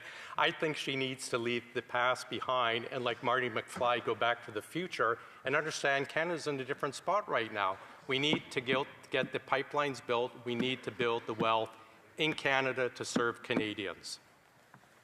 Resuming debate. Reprise du débat. The Honourable Member for Winnipeg West. Thank you, Mr. Speaker. I'd like to start by saying I'll be sharing my time with a member for University Rosedale. Mr. Speaker, we are living through a period of real global uncertainty. Trade tensions are rising, conflicts around the world are disrupting supply chains, and prices are being pushed up by forces that no single country controls. That is the reality Canadians are living with. But Canadians are not asking for analysis. They're asking for relief. They are asking for it in a way that they can feel in their daily lives. In Winnipeg West, people are not focused on global markets. I have recently spoken with seniors in Winnipeg West who told me that grocery trips have become like a budget exercise because they have to make sure that the basics, last until the end of the month. And this is what people are dealing with. They're focused on whether their paycheck will last the month. They're focused on what gets bought, what gets delayed, and what simply cannot wait. I hear it in grocery stores, I hear it from families, and from young people trying to get started. The message is consistent. Things are getting harder, not easier. Mr. Speaker, that is where responsibility matters. We cannot control global instability, but we are responsible for how it is felt here at home. We are responsible for whether support arrives when it is needed. We are responsible for whether opportunity is within reach or out of reach. And we are responsible for whether life becomes more manageable or less so. Because if it does not show up in people's lives, it does not count. Nowhere is that clearer than affordability. Families in Winnipeg West are making difficult choices every time they go to the grocery store. They are stretching budgets that are already stretched thin. The Canada Groceries and Essential Benefit will support approximately 475,000 Manitobans, including over 36,000 people in Winnipeg West. For a family of four, up to $1,890 this year is not symbolic. It is groceries on the table. It is bills paid. It is breathing room where there was none. With a top-up arriving as early as June 5th, that support arrives when pressure is being felt, not after it has passed. Because affordability support only works if it is timely. We are also making it easier for Canadians with disabilities to access the support they are entitled to. By streamlining the disability tax credit application process, expanding who can certify eligibility, and reducing barriers for those with long-lasting medical conditions, more Canadians will be able to access the disability tax credit and the supports connected to it, including the Canada Disability Benefit. Because affordability is not one size fits all, and support has to reach the people who need it most. Gasoline is another point of concern. In Winnipeg West, people depend on their vehicles for work, for school, for daily life. So when gasoline prices rise, there is no buffer. The impact is immediate. That is why reducing prices by about 10 cents per litre until Labor Day matters. It is not the full answer by any means, but it is real relief every time someone fills their tank. And right now, stability matters. Housing pressure is building. Rents are rising. Vacancy is tightening, and ownership is becoming harder to reach. This update responds with scale. More than $7 billion to accelerate rental housing, another $1.7 billion to remove barriers slowing construction. This means stalled projects move forward. More housing gets built in Winnipeg, and more people get options instead of uncertainty. Because without new supply, affordability does not stabilize, it erodes. But housing does not get built on policy. It gets built by people. And in Manitoba, the talent is there. The barrier is access. That is why a $400 weekly apprenticeship benefit matters, along with supports for employers to take on apprentices. It removes the financial gap that keeps people out of trades. That means more apprentices on job sites across Winnipeg, more projects completed, more stable, well-paying careers that stay in our communities. Because opportunity only matters if people can actually take it. We are also building for the long term. The Canada Strong Fund is about keeping investment in Canada, building here, hiring here, and growing here. Because growth only matters if Canadians feel it. In Winnipeg, we already see how that works. At 17 Wing and across our aerospace sector, defense is not abstract. It is work, skills, and opportunity. Canada has now reached the 2% NATO target, strengthening both our alliances and our economy. Through the Defense Industrial Strategy, more than 125,000 jobs will be supported across the country. And Winnipeg is part of that. That means aerospace work today and opportunity for the next generation. Strong communities also require safety. In Winnipeg West, people are concerned about fraud, scams, and financial crime targeting vulnerable residents. This update includes $75 million for the Canada Community Security Program, along with stronger action against fraud. That means better protection. And it means consequences for those who target people's savings and security. Because when people do not feel safe, nothing else works the way it should. And strong communities are built through connection, through recreation, through sport, through shared spaces. With $755 million of sport funding, more young people in Winnipeg West will have access to programs that build confidence, discipline, and belonging. For many families, that is not secondary. It is foundational. Because communities are not built in announcements. They are built one person, one family, one neighborhood at a time. All of this is being done while maintaining fiscal discipline. We are reducing spending by $60 billion over 5 years and lowering the deficit. Because Canadians expect support in difficult times, but they also expect responsibility. We are expected to deliver both. Mr. Speaker, people in Winnipeg West understand that the world is uncertain. They are not asking us to control it. They are asking us to respond to it, to make life more affordable, to make opportunity more accessible, to make communities safer and stronger, and to ensure that what is decided in this place is felt in their daily lives.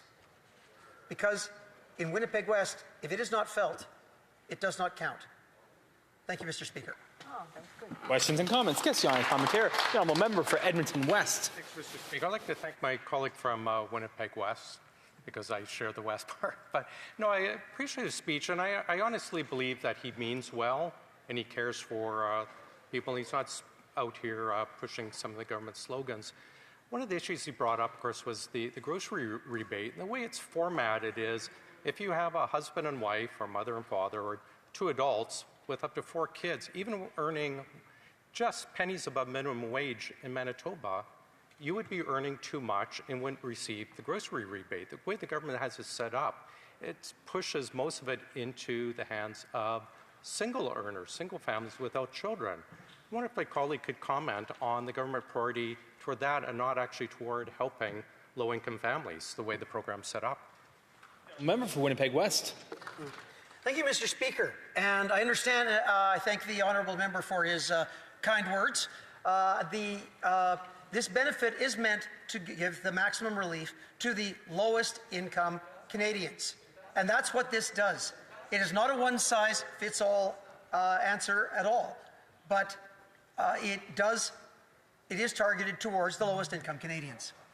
Questions and comments. Question and commentaire. L'honorable député de Shefford. The honourable member for Shefford. Thank you, Mr. Speaker. On the government side, they seem to brag about the fact that the economic statement was addressing the cost of living and that it would solve the problem of inflation we're currently experiencing. Yet, there's really not much in this spring economic statement to actually help people on those people that are most affected by inflation. Nothing for seniors, for instance. These are things we've asked for at the Bloc Québécois. There's unfairness here. There are 2 classes of seniors created by this government. They're still unable to solve this problem, whereas the fact there are economic consequences. Why did my colleague and his colleagues not do what he needed to do to provide the same pension to everyone over 65? Thank you, Mr. Speaker. I'd like to thank the honourable member for her intervention. The fact is, as we've said, we are bringing relief to the lowest income Canadians. This includes seniors. The member for Winnipeg North. Thank you, Mr. Speaker. On that particular note, 2 quick points. One is, if I can get the member to provide his thoughts in regards to the national food program that was instituted, made permanent by this Prime Minister, by our government. So it's going to be there well into the future. If he can provide his thoughts on that. And, you know, within the budget whole process, we talk a lot about capital infrastructure building. There's a hospital designation. I know he has a passion for our healthcare system. Me, personally, I would love to see an emergency reestablished at the Seven Oaks Hospital. I got to give that plug. I'm hoping the province will see the value of that. I'm wondering if he would like to highlight anything he would like in regards to whether it's the Grace Hospital, but in particular, to talk about the national school program. Honourable Member for Winnipeg West. Okay, thank you, Mr. Speaker. I'd like to thank the honourable member. I spent 8 years working in Seven Oaks Hospital, so that particular place is near and dear to my heart, and I thought the provincial government closing it was a terrible mistake. However, this update is in addition to many initiatives over the last 10 years that have helped lower-income Canadians.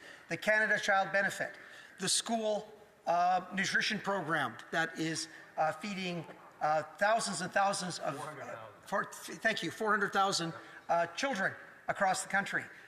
So we are just simply adding to the supports for lower-income Canadians. Member for Courtney Alberni, about 45 seconds. Thanks, Mr. Speaker. Mr. Speaker, I've known my colleague for a long time. I have a lot of respect for him. In the Spring Economic Statement, it states that assessing opportunities to unlock the value of airports in support of investments in Canada's long-term growth, including through alternate models of ownership. Mr. Speaker, this Liberal government is looking at privatizing airports. This isn't something, Mr. Speaker, that even Conservatives would do. And, Mr. Speaker, I'm just going to highlight Rod Sims, the former chair of the Australian Competition and Consumer Commission. He highlighted that the travelling public loses big time over time where they tried this experiment. So through you, Mr. Speaker, to my colleague, will he stand in this House and tell the Canadian public that they won't privatize Canada's airports? Member for Winnipeg West, a very brief response. Well, thank you, Mr. Speaker. This statement that my honourable member, who I do have tremendous respect for, is simply an exploration of options and nothing more. Resuming debate, reprise du débat, I will invite the honourable member for University of Rosedale to make her first speech. Thank you, Mr. Speaker. Mr. Speaker, across this country today, the most important conversations about health aren't happening in doctors' offices. They're happening at kitchen tables, in workplaces, between neighbors on the sidewalk. They are conversations about making rent, about the cost of groceries, about finding work, about whether everything is going to be okay this week or this month or in this lifetime. These are fundamentally conversations about health, Mr. Speaker. We often think about them as conversations about the economy, as if those two things were not, in fact, one and the same. I've spent 20 years as a family doctor in my riding. I've had very important conversations with my patients in my examination room. And yet I am certain that the most important conversation about my patients' health, my constituents' health, and the health of every single Canadian is not any conversation I've had before. It is the one we are having today and will be having tomorrow and ongoing in this House. It is the one that I came here to be a part of, Mr. Speaker. I rise today as the new Member of Parliament for University Rosedale on the day that this House debates the Spring Economic Update. I rise with my eyes wide open to the work that we have before us and the responsibility we have all been given. But I also take my seat with a clear sense of who has sat in this House before me. Des médecins sont... Doctors have been elected to our Parliament since well before Confederation. The very first doctor elected to Parliament kept his medical bag under his seat in the House. Mr. Speaker, I left my medical bag in Toronto, but my impulse to support the health of Canadians is the same as if I had brought it with me. I've joined this team because the health of the country is a bigger challenge than any one doctor can try to fix. The bigger medicine is right here, and I'm filled with gratitude for the opportunity to participate in that work. To the voters of University Rosedale, thank you. You have entrusted me to be your voice, and I fully intend to continue to earn that trust every single day. To my partner and my daughter, thank you for the inspiration and encouragement and patience. To my parents, my mom, a Francophone immigrant from Egypt who landed in Montreal, and my dad, an Anglophone boy born into a Hamilton family that stretches back their many generations, thank you for teaching me that there is no one way to be Canadian. Actually, thank you for teaching me that the fact that there is no one way to be Canadian is precisely the thing that makes our country great. University Rosedale, Mr. Speaker, is located in the heart of downtown Toronto, and while I would never claim that it is the center of the universe, in a very real sense, it reflects much of this country in 14 square kilometers. Yes, it's an urban riding in our biggest city, but 40% of my neighbors are born in another country. Many more come from another province. We have the largest university campus in Canada. We have one of the densest concentrations of hospitals on the continent. Our community is filled with the energy of Kensington Market, the Annex, Koreatown, Chinatown, Trinity Bellwoods, Yorkville, Little Italy, Rosedale, and so many more distinct neighborhoods. We have a vibrant urban Indigenous community doing incredible work at places like the Native Canadian Centre at 16 Spadina Road, a street name I'd like to mention that is an anglicization of the Anishinaabe word Ishpadina. University Rosedale is a riding that contains Canada's past and its present and its future. Mr. Speaker, the document before this House is a spring economic update. Economic health is health, period. Of course, part of a country's health is determined by what happens inside hospitals and doctors' offices, but more is determined elsewhere, by whether you can access an education, or whether your child has eaten breakfast, or whether the air you breathe is clean or the streets you walk are safe, by whether there is a job in your future and whether there is a future in your job. So housing policy is health policy. The Canada Child Benefit is health policy. Access to food is health policy. Apprenticeship training, community safety, innovation and investment in infrastructure are all health policy, Mr. Speaker. Voici ce que 20 ans passés. I will tell you what 20 years of treating Canadians has taught me. The most powerful prescription, the one that does the most good from the most people, is not a medication. It is a stable address. It is lunch at school every day. It is a good job with good pay.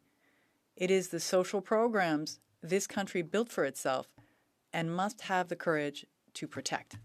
That is what 24,000 of my constituents using the Canadian Dental Care Plan are asking for. That is what 50,000 of them benefiting from our GST credit are asking for. That is what every person under 35 in my riding who rents instead of owns, because for them the dream of home ownership is exactly that, just a dream, is asking for. Le Premier Ministre a dit... The Prime Minister has said that this government's work is to build a Canada that is stronger. A strong Canada is a healthy Canada. C'est ce que je vois dans la mise à jour économique du printemps. L'élargissement du programme national d'alimentation scolaire. L'allocation canadienne. That is what I see in this spring economic update, the expansion of the National School Food Program, the Canada Groceries and Essentials Benefit, the pause on the fuel excise tax, GST relief for first-time homebuyers, investments in community safety. Each of these is a brick, Mr. Speaker. Together, they are the bricks needed to build a wall of strength that protects the promise of a strong and healthy Canada. Building with bricks. I want to spend a moment on affordable housing because it is among the most powerful upstream health interventions any government can make. Since their peak, home prices in this country are down 20%. Rents are down 9%. Those numbers are not abstractions in University Rosedale. They represent a multi-generational family that gets to keep its duplex in Little Portugal, a graduate student who can afford their first apartment in the Annex, a new Canadian who doesn't have to leave the downtown core to raise their children. And still, there is much more work to be done. We are just getting started. The late Senator HoC, one of the most thoughtful Canadians of his generation, used to speak of what he called the two essential freedoms, freedom from fear and freedom from want. He believed that any country worth its name owed both of them to its people. he was right. That is what the word progressive means to me. A commitment to equitable and decent public services, a commitment to a growing and fair economy. Values and value, Mr. Speaker, in the same breath, at the same time, every single time. This spring economic update is both a freedom from fear and a freedom from want document. It speaks to diversifying our trade partners, to building supply chains we will need when the next external shock arrives, and there will be one. Because as the Prime Minister has said, we must take the world as it is, not as we wish it to be. That's not just economic insurance. That is ensuring the strength and health of a country that intends to be around for a very long time indeed. But the purpose of growing and protecting our economy is not so that it looks good on paper.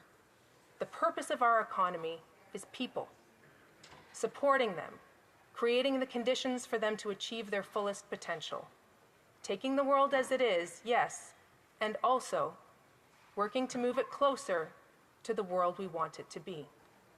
To me, that is what we mean when we speak of a Canada strong for all. To my new colleagues on every side of this House, I will bring to this work the skills of every good family physician, skills that I have learned in 2 decades of medicine and leadership, listening, building relationships, while holding the unshakable conviction that the purpose of any institution, whether it's a hospital or a parliament, is to show up for real people in the hardest moments of their lives. You can count me in for that, for the spring economic update, and for all the work ahead. Thank you, Mr. Speaker. Merci. Questions and comments. Questions et commentaires. The honourable member for Richmond Hill South. Thank you, Mr. Speaker. That Liberal member has a lengthy history of supporting Bernie Sanders. A quick Google search revealed that he has many photos of press releases, of events where she's seen sitting next to Bernie Sanders or supporting Bernie Sanders, applauding Bernie Sanders down in the United States. So my question is this: which U.S.-style politics, which U.S. policy from Bernie Sanders is she going to import into Canada? Thank you. Member for University Rosedale. Mr. Speaker, I thank the member opposite for the question, and I look forward to working with him and with every member of this House. As we know, this is a party that attracts people from all across the political spectrum, in fact, from all sides of the aisle, Mr. Speaker. And I will say that there are lots of good ideas that we can take from all kinds of countries as we consider our options going forward. The Honourable Member for Joliette-Manawan. Thank you, Mr. Speaker. First of all, I'd like to congratulate the member for her excellent speech. I believe it was her first speech with a large portion in impeccable French, and it warmed my heart to hear that. I was very touched to hear what she had to say about our healthcare system. When we look at in Quebec, for example, it's the -- 1 priority of Quebecers. We talk about it a lot. Unfortunately, our healthcare system is facing difficulties because of a lack of financing, among other things. And we've been asking the government to increase funding for the healthcare system because we're missing about 3% a year in health transfers, while the costs are going up, by about double that, by about 6%. So we're seeing something similar to the Harper years. Will the honourable colleague put pressure on the government to increase funding for healthcare? The Honourable Member for University Rosedale. Thank you very much, Mr. Speaker, and I'd like to thank the Honourable Member for his very important question. I would say that in my opinion, Mr. Speaker, this economic update that we're discussing today does definitely talk about healthcare from one end to the other. There are investments that our government is making in health determinants, for example, are very good investments. There's always a lot of work to do in terms of, for example, negotiations between the federal government and the provinces and territories when it comes to healthcare. Questions and comments. Deputy to Compton-Stansted.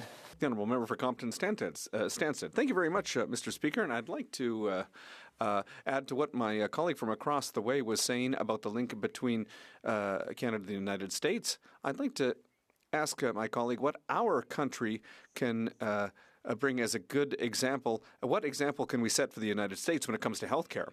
The Honourable Member for University Rosedale. Well, thank you very much, Mr. Speaker. Of our challenges, Mr. Speaker, our healthcare systems in Canada are a great moral victory. The notion that no Canadian should ever be bankrupted by medical costs is a fundamental premise that is held up by all sides of the political spectrum, Mr. Speaker. And I believe that that is a lesson that Canada can continue to teach the world, and that one that we must continue to heed ourselves in all of the great work ahead. Thank you. Questions and comments. We have time for 2 brief questions. I'll go to Courtney Alberni. Well, Mr. Speaker, first I want to congratulate my colleague on her election, and she has been a strong proponent of a universal public pharmacare plan. She has long advocated and argued that a national single-payer pharmacare program would actually save money. But now, Mr. Speaker, she represents a riding in a province that doesn't have a pharmacare deal. Can New Democrats, can the people of Ontario, can the people of her riding count on her to be a champion, to force her government to get to the table with Ontario, deliver on the promise of a national pharmacare plan, and those that people in Ontario can actually get access to it? Member for University Rosedale. Thank you, Mr. Speaker, and thank you to my colleague across the way. I look forward to working with him as well. Absolutely, I think that it will be critically important for the Government of Ontario to sit down with the Government of Canada to talk about the future of pharmacare. There is no universe in which in which that conversation can happen without both parties at the table, Mr. Speaker. Thank you. And the Honourable Member for Saanich Gulf Islands, a brief question. Brief question. Again, I must start with congratulating the new member for University Rosedale. I long admired her advocacy for our public health care system when going down to Washington. Maybe a little bit of a tough question, but does she agree with the Canadian Medical Association that the climate crisis is the single biggest public health threat of the 21st century? And can she help us get it back on track with her government at the moment going slow? Hear, hear. The Honourable Member for University Rosedale, a brief response. Thank you, Mr. Speaker. Indeed, it's the World Health Organization itself that has deemed climate change to be the #1 threat to health all over the world. It's not just a problem in Canada, as the member knows well, and certainly it's absolutely a priority of this government and must continue to be a priority for all of us to make sure that we're taking care of those essential determinants of health, including the climate, sir. Thank you. Resuming debate. Reprise du débat. L'honorable député de Montmorency. The Honourable Member for Montmorency-Charlevoix. Thank you very much, Mr. Speaker, and I'll be sharing my time with the Honourable Member for Riding Mountain. On April 28th, the Finance Minister tabled his economic update. He talked about, Canada strong. He said it many times. Billions in spending, $25 billion in a sovereign debt fund, strategies, announcements, more announcements, etc. In Parliament, they talked about ambition, but on October 28th, in various communities across my riding of Montmorency-Charlevoix, people were living their daily lives. Families were looking at their grocery bills with concern. Young couples were pushing back the purchase of a new house. Pensioners counting the days, counting the hours until they get their pensions. People wondering how they're going to pay their mortgages. That's the two realities in Canada in 2026. Billions of dollars in Ottawa, but in Quebec, we talk in just dollars. And today I stand to try to bridge the gap between those two realities, because after listening to Liberals talk here in the House, you could almost end up believing that everything's fine. But people know the truth. They see what's happening at the grocery store. It costs more. They go to the gas pump and they find that it costs a lot as well.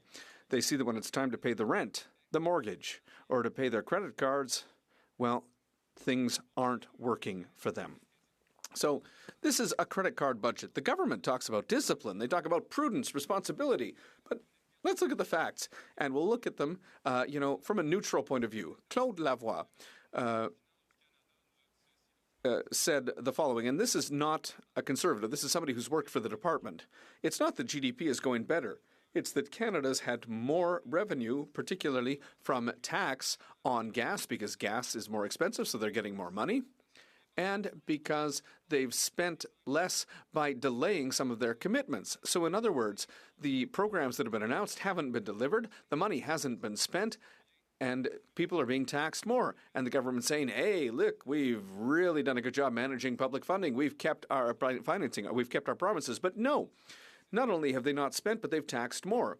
And we also have to note that the Liberals are projecting an average deficit of $55 billion for 4 years. So clearly, things aren't going well. The Conservatives call this a credit card budget. The government is putting the country's bills on the national credit card, and then Canadians are forced to put their own bills on their own personal credit cards. That's why everything costs more, because when the Liberals spend without limits, prices go up, interest rates go up, mortgages go up, and families are getting poorer. Today, interest on debt costs more than all of the federal health transfers to all the provinces. We were talking about health transfers a few minutes ago. Well, interest on the debt costs more than we're paying for health care. Every dollar paid in federal tax when you buy something goes towards paying interest to bankers and bondholders. It doesn't go to paying doctors or nurses or patients. No. And meanwhile, people are skipping meals. Parents are working full-time, and some of them are working double-time, like Kevin, who called me this week to talk about his situation. He even spoke to Cuba Radio in tears. That's the reality of people who are working hard and having a hard time. People, it's not effort or work that's lacking. They're just not able to live under this Liberal mismanagement. There are seniors who are living on less than $2,000 a month. Think about that. Trying to get by on less than $2,000 a month. The Prime Minister has said that affordability's never been better. But at the same time, listen, people don't live in press releases. They live in the real world. Let's talk about something else that was announced, the Sovereign Wealth Fund. So despite inflation, despite the cost of living crisis, the government somehow found a way to borrow $25 billion to create another gadget, a sovereign debt gadget. We're being compared to Norway. They're saying we're going to do what Norway does. But no, unfortunately, we have to be serious. Norway built its fund, its sovereign wealth fund, from resource development, and they got rich by selling their resources. We're talking about 3.5 trillion Canadian dollars in their sovereign wealth fund. That's from resource development, not from debt, not from borrowing. What are we doing here? Well, instead of taking surpluses, we're going further into debt to create sort of a wow factor, a sovereign wealth fund that isn't a sovereign wealth fund. So it's as if your neighbor had proudly announced that he'd often opened a savings account that he'd filled out, but he hasn't told you that he's using his credit card to fill it up. So, not great. And what's most worrying, and I think we need to highlight this, is the government refuses to say exactly how much this fund is going to cost each year. So the flagship measure of their economic update, that's what this is, and they're not telling us, they're refusing to reveal the real cost. When a government refuses to say how much their most important measure is going to cost, that's not transparency. That's a warning of what's to come. It's a demonstration of what Canadians are going to have to go through in the coming years. And while we're asking Canadians to tighten their belts, while we're telling young people to make sacrifices, well, we see the money just disappear. $90 billion for the Alto project, a high-speed train project where the Minister of Finance has had to recuse himself or not, because, again, it took 18 hours of Liberal monologue to get the finance minister to come to committee to answer questions. $742 million for the gun confiscation program. We're spending almost $1 billion to go take weapons away from legal registered firearms owners. $20 billion on outside consultants every year. All right. They hired 100,000 public servants in 10 years, but they need to spend $20 billion on outside consultants. $65 billion for an ever-expanding bureaucracy, $12 billion on foreign aid, money for a major projects office that has approved 0 major projects, and Canadian families still have to choose between groceries, rent, and medication. That's why, for the Conservatives, the priority is elsewhere.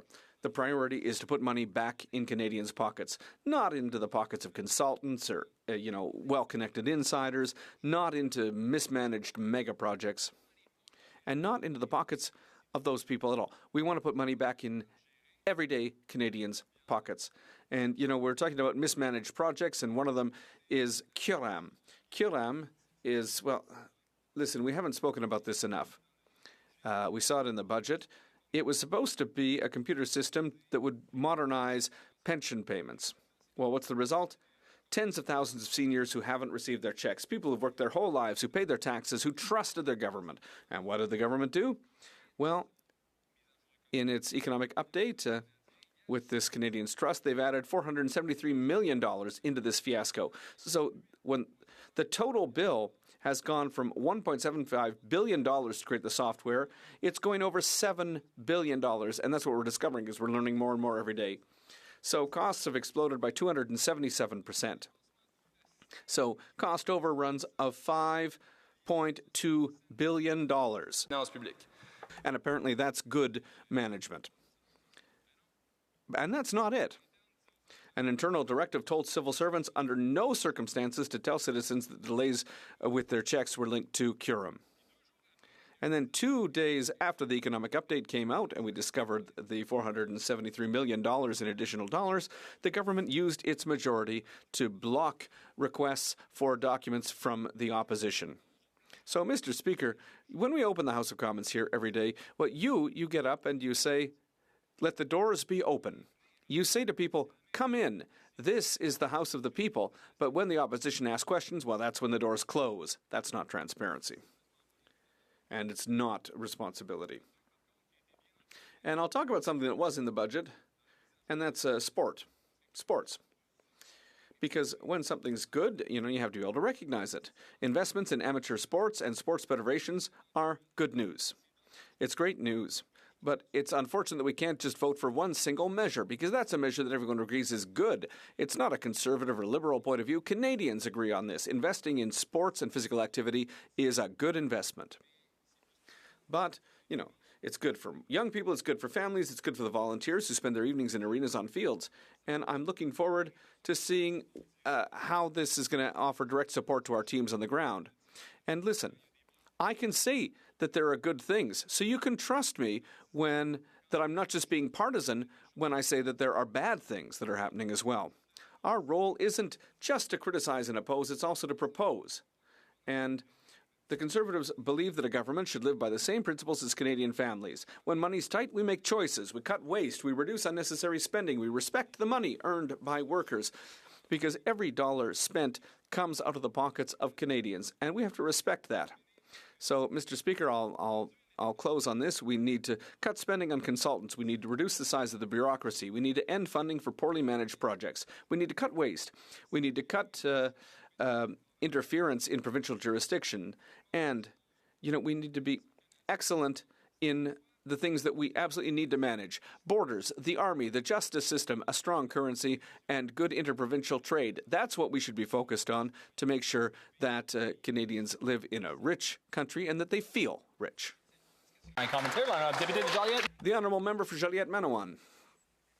Thank you very much, Mr. Speaker. I'd like to congratulate my colleague for his speech. It was a very interesting speech. I'd like to go back to what he said at the beginning concerning the deficit. It's lower than expected. Why? Because government spending has been delayed. But there's another element. It's because the Natural Disaster Fund was less used than expected. So if there had been more flooding or more fires, we would have had a higher deficit. But I'd like to raise another element that he referred to a bit later in his speech, and that's the Canada Strong Fund, $25 billion over 3 years. That isn't in the accounting numbers. It's outside of the budget. But as he said, the government's going into debt by $25 billion more, even if it doesn't appear in the deficit. Is that a good idea, does my colleague think? The Honourable Member for Montmorency-Charlevoix. Well, I'd like to thank my colleague for the question. And listen, it's quite something, because in 2024, England created a fund that's exactly like this one. It's a fund that was financed by debt. And the Parliament in London refused to call it a sovereign wealth fund because it isn't one. The terminology works, it works in countries like Norway, but this isn't a real sovereign wealth fund. And what's really, something here is that our Prime Minister was a consultant. He was there to help the British Parliament put that in place. So he knows this isn't a sovereign wealth fund, but he's using that term. but not the formula that should go behind it. And in my opinion, that's a mistake. Winnipeg North. Well, Mr. Speaker, the member is just wrong. At the end of the day, it is a sovereign wealth fund. Many countries around the world have sovereign wealth funds. You can try to say whatever it is that you want. At the end of the day, it is a sovereign wealth fund. And the other thing that is very clear is that you have the unholy alliance between the Conservatives and the Bloc making the decision that Canada should not have a sovereign wealth fund. They can't make the connection in terms of the major projects, the sovereign wealth fund, and how it is that billions of dollars are going to be used in order to have things such as those major projects moving forward in some cases. In other cases, Mr. Speaker, there's different ways in which funds can actually be brought together. Thousands of jobs, all sorts of economic opportunities. Why is the Conservatives stopping progress? Order. L'honorable député Montmorency. The honourable member for Montmorency-Charlevoix. Order. Well, it's always quite something to hear our Liberal colleagues talk to us as if there were results behind their words. They're talking about a wealth fund in English, so a fund that's got wealth in it, riches, but they're funding it with debt. You know, when I say the fact that the British Parliament refused to call their fund a wealth fund, that's not a Canadian Conservative. That's the British Parliament, where, you know, the Prime Minister was a consultant, and they weren't going to, you know, accept that terminology. Something else my colleague just said is that we're not letting Canadians make a decision. Well, that's what they're doing. That's what they've been doing for 11 years. They're spending without counting. They're imposing their decisions on Canadians by saying, oh, listen, trust us. We're making the right decisions, but we're going deeper and deeper and deeper into debt year after year. Finances aren't going better, and for the next 5 years, we're looking at $55 billion a year that we're going to lose. And they want to make us believe that, oh, suddenly money's going to fall out of the sky. Everything's going to go fine. They're taking risks with taxpayers' money. That's an error. Cloverdale, Langley City. A recent study by the Montreal Economic Institute estimates the government's Buy Canada policy could drive up costs by more than $12 billion a year. Now, during an affordability crisis, does my colleague think paying much higher prices for Liberal vanity projects like the Alto Rail is the best way to help Canadians keep more of their hard-earned dollars in their pocket? The honourable member for Montmorency-Charlevoix. Well, an excellent question. And once again, listen, it's a great, idea if you look at it. We're going to, put in place, a high-speed train paid for by taxpayers. California is trying to do that. They're paying $300 billion, and they still don't have one. And we still don't even know how much tickets are going to cost. So they're selling a project. We don't know how many people are going to be able to use it. We don't know how much it's going to cost to maintain it. There are already, air carriers that service, Toronto, Montreal, Quebec City, etc. We know how it works. And now the government is going to use public money to compete with the private sector. We still have no idea how much this train's going to cost. And if it's more costly and less efficient than taking the plane, families aren't going to take it, but they're going to have to pay for it over generations. The honourable member for Riding Mountain, and I'll just inform the honourable member he will have about 2 minutes and 10 seconds before I interrupt him. The honourable member. Thank you, Mr. Speaker. And I guess I'll start right to as far as the debate on this bill, and it's about the waste that the Liberals had, as far as how much money they've actually wasted here, and it's really a blinding example on a so-called example of trying to get a program prescribe IT, and it's absolutely a waste of $300 million. So, Canada Health InfoWay is a so-called non-profit organization funded by the Federal Minister of Health. For nearly a decade, the Liberals have poured money into the program called Prescribe IT. They promised Prescribe IT would eliminate fax machines for prescription drugs, but as a result was a $300 million failure. $300 million were spent. Less than 5% of the prescriptions ever made were onto the platform. And in my province of Manitoba, a province of over 1 million people, the program collected just over $1,200 in a fee revenue over 15 months. $1,200. The Liberals promised that it would be financially self-sustainable. Like, what a joke, Mr. Speaker. After spending $300 million with nothing to show for, the Liberals quietly shut down the program and hoped that Canadians would never notice. And the CEO of Canada Health InfoWay, who refused to disclose his own salary at the Health Committee, was earning nearly $900,000 a year while this was happening. This is for a non-profit organization. The CEO was making $900,000. He was fired last month after the Conservatives launched an investigation. And Mr. Speaker, this is what Liberal spending looks like. It's a black hole with no accountability. That's a nice place to stop, I guess. But I mean, Yeah, and I'll encourage the member to stop right there. It being 5:42 p.m., the House will now proceed to the consideration of private members' business as listed on today's order paper. Private members' business, consideration at second reading of Bill C-263, Silver Alert National Framework Act, standing in the name of Ms. Dancho. Ms. Dancho, seconded by Mr. Barrett, moves that Bill C-263, an act to establish a national framework for silver alerts, be now read a second time and referred to the Standing Committee on Public Safety and National Security. Debate. The Honourable Member for Kildonan, St. Paul. Speaker, it's an honour to rise today to speak to my Bill C-263, an act to establish a national framework for silver alerts. This bill is deeply personal to many in my community, especially the Moberg family of North Kildonan in Winnipeg. Because in December of 2023, Earl Moberg, who suffered from advanced dementia, disappeared from his home. Again, this is in the middle of a Winnipeg winter.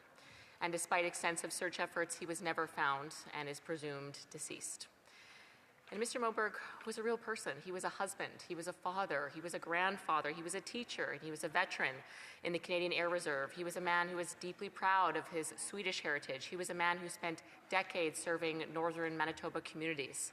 He was a man who loved long walks and gardening and hiking and swimming and learning and spending time with his wife and kids. And even into his later years, he remained very physically active and intellectually curious. And his daughter, Britt Moberg, described him as the person she always went to for advice. Until, of course, the dementia progressed and those roles reversed, and she started to have to care for him. And like so many families who are dealing with dementia with someone they love, the Moberg family watched someone who they deeply cared for slowly disappear, and then they physically lost him as well. So they were dealing with really two losses over a fairly short period of time, only a few years. And I think that's one of the hardest realities with families who are living with someone they love with dementia. You lose someone in stages. It's not just overnight. First, it's small things. There might be repeated questions, maybe some confusion, maybe getting lost very briefly, but then over time, safety concerns grow very serious. And one day, they may be fine to be left alone or even drive their car like normal. And then the next day, it's not fine anymore. And eventually, a walk around the block can be very unsafe. Earl's family, like all families who deal with dementia, tried their very best to adapt to a really impossible situation. They used trackers. They would redirect him when he wanted to do something that was no longer safe for him, like go for a walk by himself. His wife became the full-time caregiver for him. They sought medical assessment after medical assessment. They sought all supports that were available to them. But for many families who are dealing with this, it can be incredibly overwhelming. It can be scary, and it can be tremendously exhausting, emotionally, physically, mentally. And while you're dealing with all this change, your heart is breaking because you're losing someone that you love, that you used to go to for advice. And then in the Moberg household, one winter evening, unbeknownst to his family, Mr. Moberg walked out the front door and never came home. And I think what made this tragedy really difficult for me to stomach personally was that someone may have seen him and just didn't know he was missing. One woman later reported that the day after he went missing, she saw a confused older gentleman in a local lab clinic, one that he happened to frequent. And he appeared a bit disoriented, and he was able to say that his phone was dead. But she didn't know he was missing, and she didn't find out that there was a person missing until she later saw, days later, a public alert online. It was only online in Manitoba. And that man happened to match the description of Mr. Moberg. And in fact, she went to help in the search to find him. But of course, by the time she put two and two together on this, it was far too late. And she later shared with the family as well that she had this gut feeling that just something was off, that maybe this man needed help. You know, we often all get these gut feelings, but we often also ignore them. We don't really have the confidence or enough information to act on this gut feeling. And that is the precise moment that this bill is looking to deal with, to solve. Because I keep imagining if she had received a silver alert to her phone that morning with a description of a man that was missing, and then she also had this gut feeling when she saw a man with a similar description, maybe she would have acted. Maybe she would have called someone. Maybe she would have called emergency services. Something may have happened. And Mr. Moberg, if that was him, may still be alive today if this was in place. And so that is really the core motivation for this bill. Those moments when you see someone and you also had that alert, that's when there's action. You know, and it's when those stars align that we need all the technologies, all the supports in place to ensure that we're bringing people home safely. And missing person cases involving seniors living with dementia are unique because of the specific vulnerability that they have. They may appear normal, just a senior going for a walk. They may not even know they're in danger. They may not know they're missing. They may not be able to verbalize it. They may not remember where they live or who to call in an emergency. They may not even know that they're dying of dehydration and hypothermia, just that they're in pain, but they can't verbalize it. And these are uniquely time-sensitive scenarios because Public Safety Canada itself has said that if a person is living with Alzheimer's disease, goes missing, if they are not found within 12 hours, they have a 50% chance of being found deceased or severely injured, notably with hypothermia, dehydration, or they would have drowned. So every minute matters, every hour matters, every moment matters when we're searching for seniors who've gone missing with dementia. Yet in Canada today, whether the public is rapidly notified really depends on your geography. Some provinces have explored silver alerts, some have pilot programs, some have legislation on paper like Manitoba, or just online alerts like Manitoba. Some really have no operation at all. Meanwhile, Canada already, of course, possesses the technological infrastructure capable of delivering rapid geo-targeted alerts directly to mobile devices, to televisions, to radios. We already use this infrastructure for Amber Alerts and other emergency notifications like weather alerts, tornado warnings. I've got a few of those over the years. So this issue isn't an issue of technological capability limitations. It is an issue of coordination, standards, and consistent implementation across Canada. And that is why this bill was intentionally drafted as a framework bill. It does not create a federally controlled emergency alert regime, just to be very clear. We already have one of those with provinces.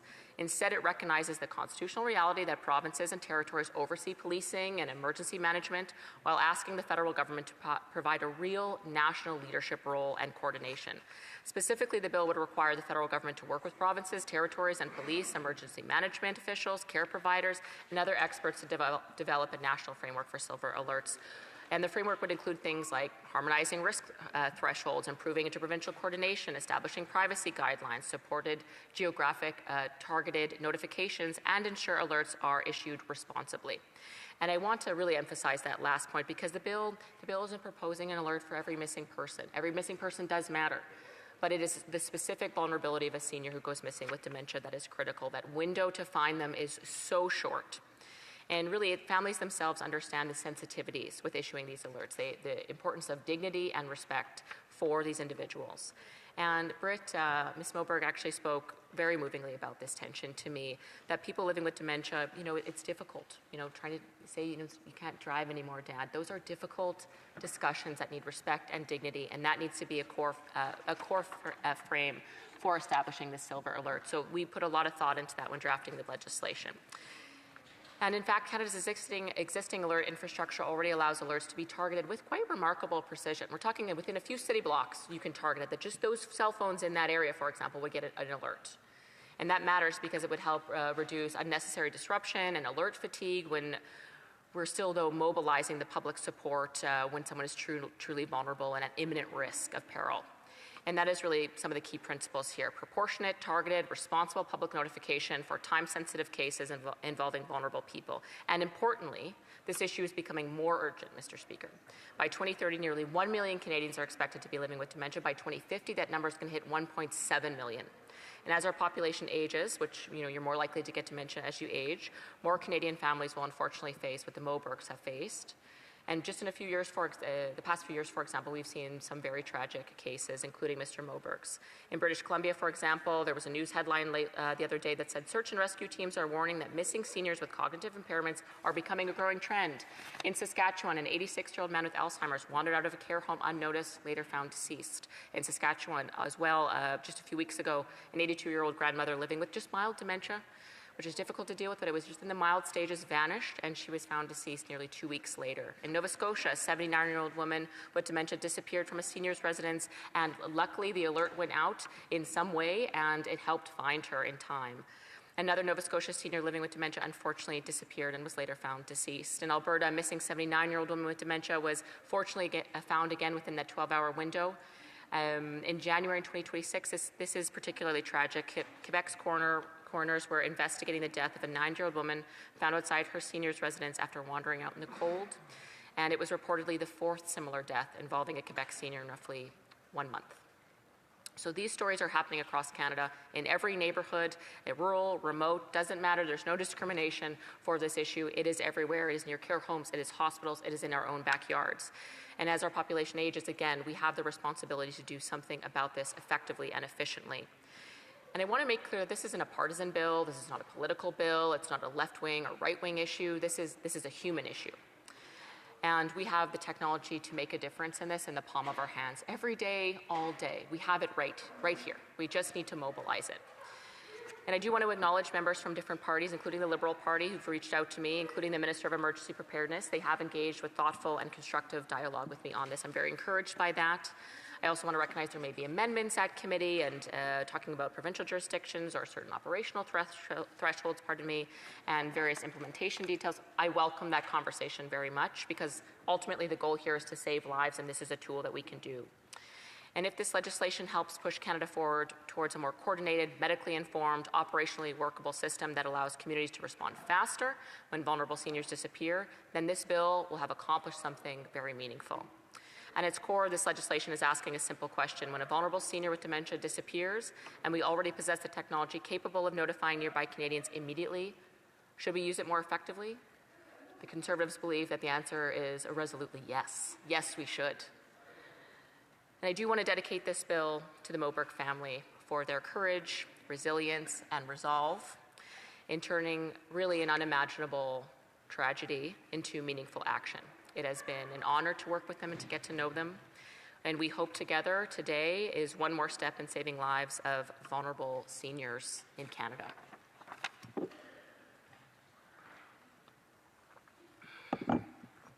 Aujourd'hui, la Chambre des communes débattre l'étape de... Today, the House of Commons is at the second reading of my private member's bill, Bill C-263, Silver Alert National Framework Act. This legislation is inspired by the tragic disappearance of Earl Wahlberg, a Winnipeg man who had advanced dementia, who left his house in December 2023 and did not return. His daughter, Britt Wahlberg, is here today in Ottawa. Like all families which have to deal with dementia, this family experienced great pain. They watched a loved one disappear very slowly before finally physically disappearing. This bill seeks to prevent that tragedy for others. By 2030, approximately 1 million Canadians will be living with dementia. According to Public Safety Canada, about 60% of those with dementia will go missing at one point or another. And if they are not found within 12 hours of going missing, there's a 50% probability that they will be found injured or dead of drowning or dehydration or hypothermia. This affects every part of Canada, including Quebec. Recently, coroners in Quebec have investigated tragic deaths. There are vulnerable older persons who have gone missing during winter. This case reminds us that people with dementia may seem to be doing well. We may see a senior walking alone who seems fine, but they are actually disoriented, lost, and in danger. There should be a silver alert system. Quebec has that system, but this bill seeks to have provinces work together with Ottawa, all provinces including Quebec, in order to improve national alert systems and to use existing alert technology responsibly. This bill fully respects provincial jurisdiction and would not impose anything on provinces. Rather, this bill calls on the federal government to work with provinces, police forces, and medical experts in order to implement a flexible, coordinated framework. Canada already has the necessary technological infrastructure to send geo-targeted notifications on cell phones. We have this technology thanks to the Amber Alert system and Weather Alert system. So, technology is not what's missing here. That's not the issue. The issue is the lack of shared standards throughout the country. From every corner of this country to seriously consider supporting this bill to committee for further study and ultimately getting it over the finish line so that as a country, as a House of Commons, we can ensure we're using the power at the palm of our hand to save lives of vulnerable seniors. Absolutely. Thank you. Questions and comments. Question et commentaire. The honourable member for Winnipeg South Centre. Thank you very much, Mr. Speaker. I'd like to commend my honourable colleague from Winnipeg for bringing this bill forward. She's been a tremendous advocate, not only for this family, but for the broader community for quite a long time now, and I'm pleased to see that it's made its way to the floor of the House of Commons. I'm certainly open to supporting this bill to the committee stage, Mr. Speaker, although I understand that there are some questions that might have to do with jurisdiction or with privacy, and I'm wondering if my colleague can just speak to some of the reasonable amendments that she feels we might be able to make collaboratively at the committee stage in order to get this thing back to the House in tip-top shape in order to make it the law of the land. Thank you, Mr. Speaker. Member for Kildonan, St. Paul. Thank you very much, Mr. Speaker, and I greatly appreciate the question from the honourable member. We've worked very well together on industry committee, and it's been a pleasure to get to know him over the years. And I appreciate the question very much. I'm not proposing any amendments. I think the bill is great how it is, but I am very open to amendments if other parties would like to propose them. My one concern is that I don't want to see a bill watered down where it is just symbolic. My goal, our goal, the goal of myself and the Moberg family and the advocacy that they've done is to make a real difference. And I do believe, given the alert structure that exists, there is a serious federal role to be played in the sense that they can lead. The Minister of Emergency Preparedness can call a federal, provincial, or territorial meeting, for example, on silver alerts. Let's get at the table. Let's discuss a framework. Let's have some coordination across the country. There can be a real leadership role, and I just want to point to as well. There is, right at the beginning, Section 3.2 specifies specifically working with provinces and territories as paramount. So it's in there. Thanks. The honourable member for Bournois-Laberie-Soulanges-Huntington. Thank you, Mr. Speaker, and I'd like to commend the member from Kildonan St. Paul for tabling this bill. And I welcome her efforts in awareness raising and specifically with respect to seniors who are suffering from dementia. They need the goodwill and the care of their communities and of all actors in civil society to help them get through this hard and difficult time of their lives safely. But my question is this, Mr. Speaker. I'm curious, why is there no system in Manitoba? Why is there no silver alert system in Manitoba? Because we have a system in Quebec. It works well. Ontario has a system. And both neighboring provinces are already working together cooperatively. And I'm not sure a national standard will actually improve the alert system that we currently have in Quebec. I'd be curious to know what's happening in Manitoba. Is there a resourcing issue with the RCMP? Why is that not a discussion happening at the Parliament over there? I believe Manitoba actually has a similar silver alert framework to Quebec, because Quebec doesn't have, unless there's been a new development that I'm not aware of.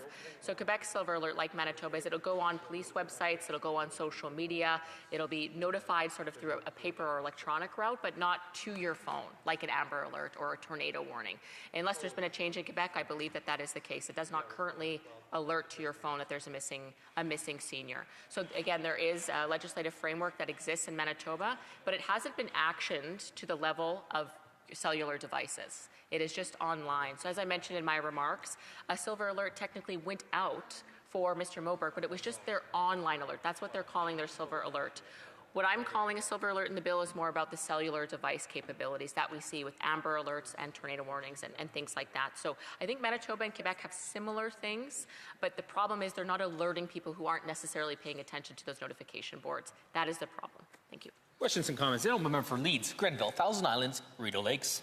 I'd like to thank my honourable colleague from Kildonan St. Paul for her leadership on what truly could make a difference across this country, and not just in her home community where she's personally been acquainted with the realities of tragedies that can befall families and communities when seniors go missing and we don't have a way to alert the broader community. I think it's really critical that this contains the distribution of a system across our country for all communities so that regardless of where people live, that the framework would exist so that whether they're in rural Ontario, Manitoba, the territories, that they would benefit from this kind of system. Can the honourable member share with the House any jurisdictions where this has been implemented in an electronic format as proof of its success?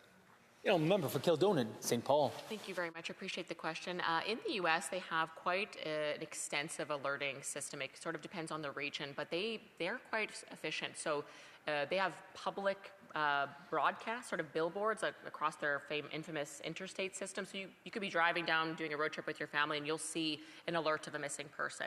They can use cellular devices as well for these various alerts. So it's the best example of this, and there has been some success.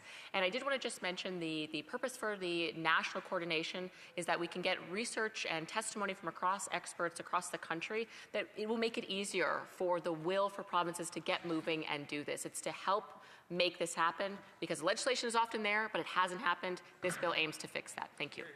Resuming debate, reprise débat, the Honourable Parliamentary Secretary, the Minister of Emergency Management and Community Resilience.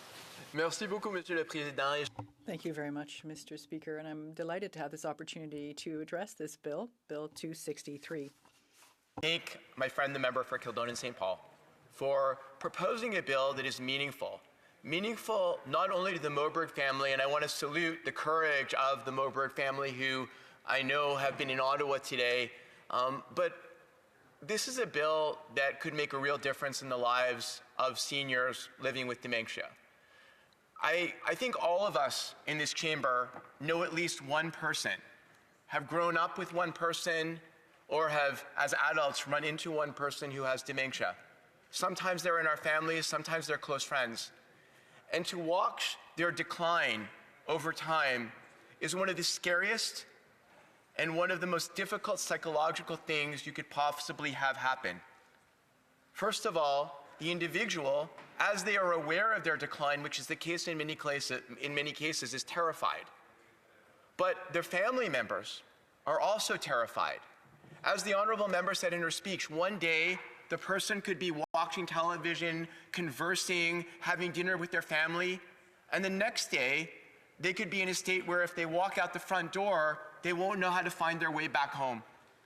I can't even tell you how many cases over the course of the last 10 years that I've been a member of this place that I've heard from families with a loved one with dementia who've had a serious incident that have happened to that person, and the fears that have been expressed, just, it goes beyond touching my heart. So the fact that the honourable member took this opportunity to hear a tragic story and use it to come forward with a piece of legislation that could improve the lives of Canadians is deeply appreciated. And as she said, this is not a partisan bill. This is not a bill that is left, right, or centre. This is a human bill. The proposal of a national framework to support a coordinated civil alert system to utilize our existing national public alerting system to issue geo-targeted notifications when a vulnerable senior disappears would be a collaborative effort. It would be a collaborative effort between federal government, provincial government, and territorial government. It would alert the public through TV, radio, wireless devices to a life-threatening situation. We do that right now for tornadoes or fires or amber alerts. And the goal is to include this type of vulnerable senior in that system. Le système aujourd'hui est très... Today's system is very active. In 2024 alone, 1,055 emergency alerts were disseminated Canada-wide and contained important information, vital information, in the cases of extreme weather events or critical. Worked on by the government. In Budget 2025, we committed to renewing the NPAS model to better support emergency alerting throughout Canada. Indeed, the federal government is in discussion with provincial and territorial counterparts to promote more consistent use of public alerting systems, including guidance for consistent alerting for missing vulnerable people. As such, it gives me pleasure today to say that we, as a government, intend to support the bill with targeted amendments at the committee stage. We want to ensure that some of the drafting concerns which we hope to address will be considered by the committee, and hopefully we can find a means that everybody in this House will be comfortable with the bill. First, Monsieur le Président, Mr. Speaker, developed in consultation with our provincial and territorial counterparts across the country to ensure it complements rather than complicates existing local protocols. As the member mentioned, provincial and territorial governments are referenced in the bill. Perhaps there is another way that we would like to reference them. Measures proposed in the legislation do relate to an area that is in provincial jurisdiction, as the member recognized, and so we just want to make sure that everyone is on side.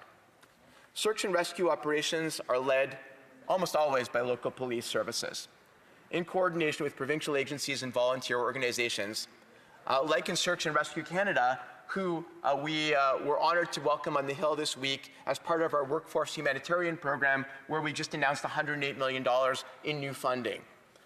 When a senior goes missing in a rural township or a dense urban core, the response must be immediate and tailored to that specific area or community. Moreover, several provinces have already taken measures to adopt silver alerts for seniors that have disappeared. The Quebec system is designed to inform police services. This evidence-based system also uses non-intrusive systems like social media and access to the radio and TV to alert the public. But as we're seeing, these things are not on cell phones. Sure, again, that we cooperate. Mr. Speaker, one of the things that the member mentioned is the privacy and dignity of the senior. So we want to make sure that how we coordinate this under the proposal involves something that will respect the privacy and dignity of seniors and their family. And I'm sure that, as we understand, a silver alert broadcasts the name, photo, and medical condition of an individual to possibly millions of people, depending on the area. We want to make sure that we streamline this to make sure that the right cases are the ones that are brought forward. Because in extreme cases, in dangerous cases, that probably is certainly the case. And perhaps there are other cases where it might not be, so we have to discuss that. For example, seniors that live with early-stage dementia often maintain independent lives. And in some cases, their family may prefer that their medical privacy be protected as they engage in a search in early stages. So, Mr. Speaker, we will discuss this as part of the notification system, and I'm sure we will find a collaborative solution again that will work with everybody in this House. One of the problems I did want to mention, Mr. Speaker, that I've heard from our provincial counterparts and some municipal counterparts and some police is the concern over alert fatigue. Through discussions and with the provinces and territories, we want to make sure that alert fatigue doesn't happen. I often get complaints from people asking why in Montreal they're getting an alert about a child who's missing in Trois-Rivières, and the unlikelihood of the child from Trois-Rivières being in Montreal and the phone buzzing at 3 o'clock in the morning. So part of this must be to figure out where the alert target areas should be and what the alerts should be. I also want to think, Mr. Speaker, a little bit about dementia care, because this bill brings up an important issue about dementia. The Alzheimer's Society provided recommendations in its landmark study released in 2022. And the Government of Canada's A Dementia Strategy for Canada, released in 2019, not only looks at prevention and medical treatment and cures, but also improving the life and quality of dementia patients. Many stakeholders have expressed stronger support for programs such as dementia-friendly communities, led by the Alzheimer's Society of Canada, with financial support from our government. This initiative supports localized efforts to implement and adapt dementia-friendly practices, including promoting awareness and strategies on how to effectively communicate with people living with dementia. For example, exactly as the member said, when you see a senior who you think might be lost, confused, and scared, how do you approach them? Should you approach them? All of these things are things we need to teach our communities. It has to be more than just alerting people who have dementia or their family members as to how to deal with dementia patients. In January 2026, our government announced $4.7 million in funding to fund 6 projects under the Dementia Community Investment Program, bringing the total number of projects we supported to 36. Mr. Speaker, our government often refers to our commitment to ensuring the safety and dignity of Canadians. Our seniors built communities, the ones that we live in and settle in today. We owe it to them to ensure their safety throughout all our communities. I look forward to working with the sponsor of this bill to ensure that a national approach to silver alerts is evidence-based and adequately addresses community needs and provincial concerns. Merci, Monsieur le Président. Thank you, Mr. Speaker. Resuming debate. Reprise du débat. L'honorable député de Beauharnois. The honourable member for Beauharnois, Salaberry-Soulanges, Huntington. Thank you, Mr. Speaker. I will start in this Multiple Sclerosis Awareness Month by sharing my concern for my friend, Marie-André, who is fighting with difficulty but with great courage. And I always think about her when it is MS Awareness Month because, of course, we need more donations, more financial support for research. So I would like to highlight Marie-André's fight. Thank you, Mr. Speaker. And this is an opportunity for me to address this important matter. I've spent my career fighting for seniors as a social worker and as a manager in the Quebec healthcare system. I am well aware of the situation that people suffering from dementia are facing. And of course, I also know the consequences of having a family member that is afflicted by dementia. And so it is with pleasure that I congratulate my colleague for having tabled this initiative, this private member's bill on this important subject. We have many questions. We are all in favor of alerts, but there are many questions that are outstanding. First of all, I'm not sure how standardizing the standards Canada-wide would make the Quebec system any better than it already is. There's a former spokesperson from the Montreal Police who said that in Montreal there could be up to 12 calls of adults disappearing per day. So I'm having a hard time imagining getting a ringtone every time there's a senior who is found to be missing. I have so many questions. I hope we can get a conversation going with the member across the way to better understand this. I'm not sure if she's trying to copy the Amber Alert model that is perhaps not appropriate for people who are suffering from dementia, because that might mean a high volume of calls on your cell phone, and that might mean that people might get the sense of fatigue and a desire not to be attentive to these types of texts. So I would like to hear more about all of this, Mr. Speaker. As the member for Quebec just said, the Amber Alert has been in existence since 2019 in Quebec. Marguerite Bré, the minister at the time, a Liberal minister, had put forward a pilot project. And because of a recent catastrophe in Quebec in 2026, the Silver Alert system has been in existence throughout all of Quebec. And on April 17th of last year, for example, there was someone in my riding who drove off. Because if you have frontal dementia, you look like a person who is completely fit, able to drive your car. But there's a point where you're driving and you're absolutely lost. The alert was notified immediately, and within 3 or 4 hours, not even, police officers in Ontario found her on the road and immediately made sure that this person was safe So it's evidence that the system in Quebec is working very well and, in fact, stands as a model for several other provinces. And because we are neighbors to Ontario, there's a great deal of cooperation, I would say a historical practice even, between the Sûreté du Québec and the Ontario Police Forces, so there can be a quick response. And as the member was saying, the secret to catching or finding individuals who are in these difficult situations is to act quickly. And that's why I wonder whether a national framework would in any way improve in Quebec or in Ontario the speed at which these issues are addressed. To me, I think this might be additional complications, additional bureaucracy and red tape that could only serve to slow things down where things are going rather well in Quebec at this point. But that said, I'm prepared to work with the member, the member for Shefford, and on our side as well, to see if there was a way to encourage other provinces to do more. That's a completely worthwhile discussion to have. But again, I'd have to be convinced as to what this would mean for Quebec, if there would be any benefit to us.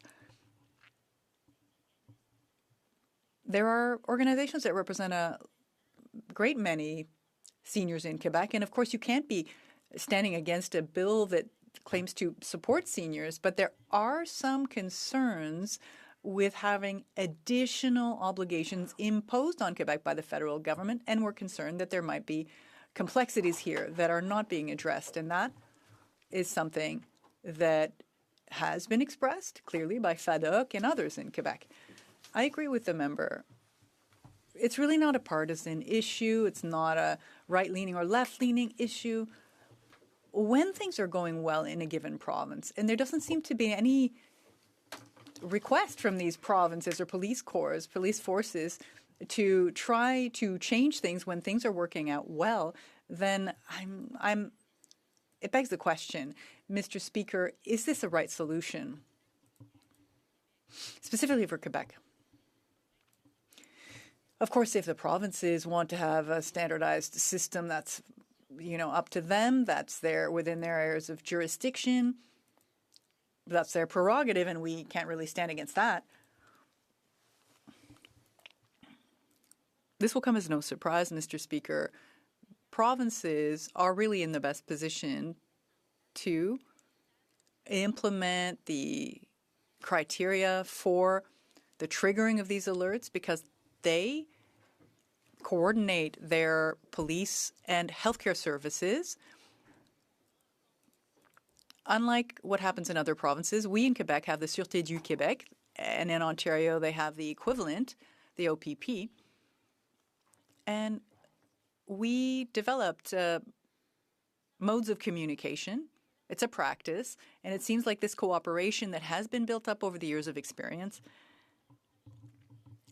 we're worried that it might mean weakening our good system in an effort to streamline or standardize. In fact, we might be complexifying the issue rather than simplifying things. I'm not sure the Sûreté du Québec or even the government of Quebec would be in agreement with the idea of revisiting the issue of standards because we just passed this legislation in Quebec, and shortly thereafter, there were examples where seniors with dementia were found quickly because the Silver Alert is really targeted towards alerting the public, and the decision to send out the alert or not is that of the Sûreté du Québec.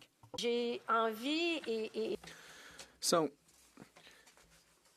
I'm certainly open to speaking with my colleague from Kildonan St. Paul to try to better explain the advantages or to get a better understanding of how this bill would help seniors in Quebec. And I'm open to having a discussion to better understand. And I'm sure that she'll also understand that right now we're neither for or against. We're exploring the issue as an opposition party because if we listen to the member's speech and the question that she answered, I think the information in there isn't entirely complete. I think we still need to look into this in more detail. I'd like to congratulate my colleague for presenting this bill, which does look to meet an important need to protect seniors, who are affected by dementia, and to ensure that the community is taking care of them.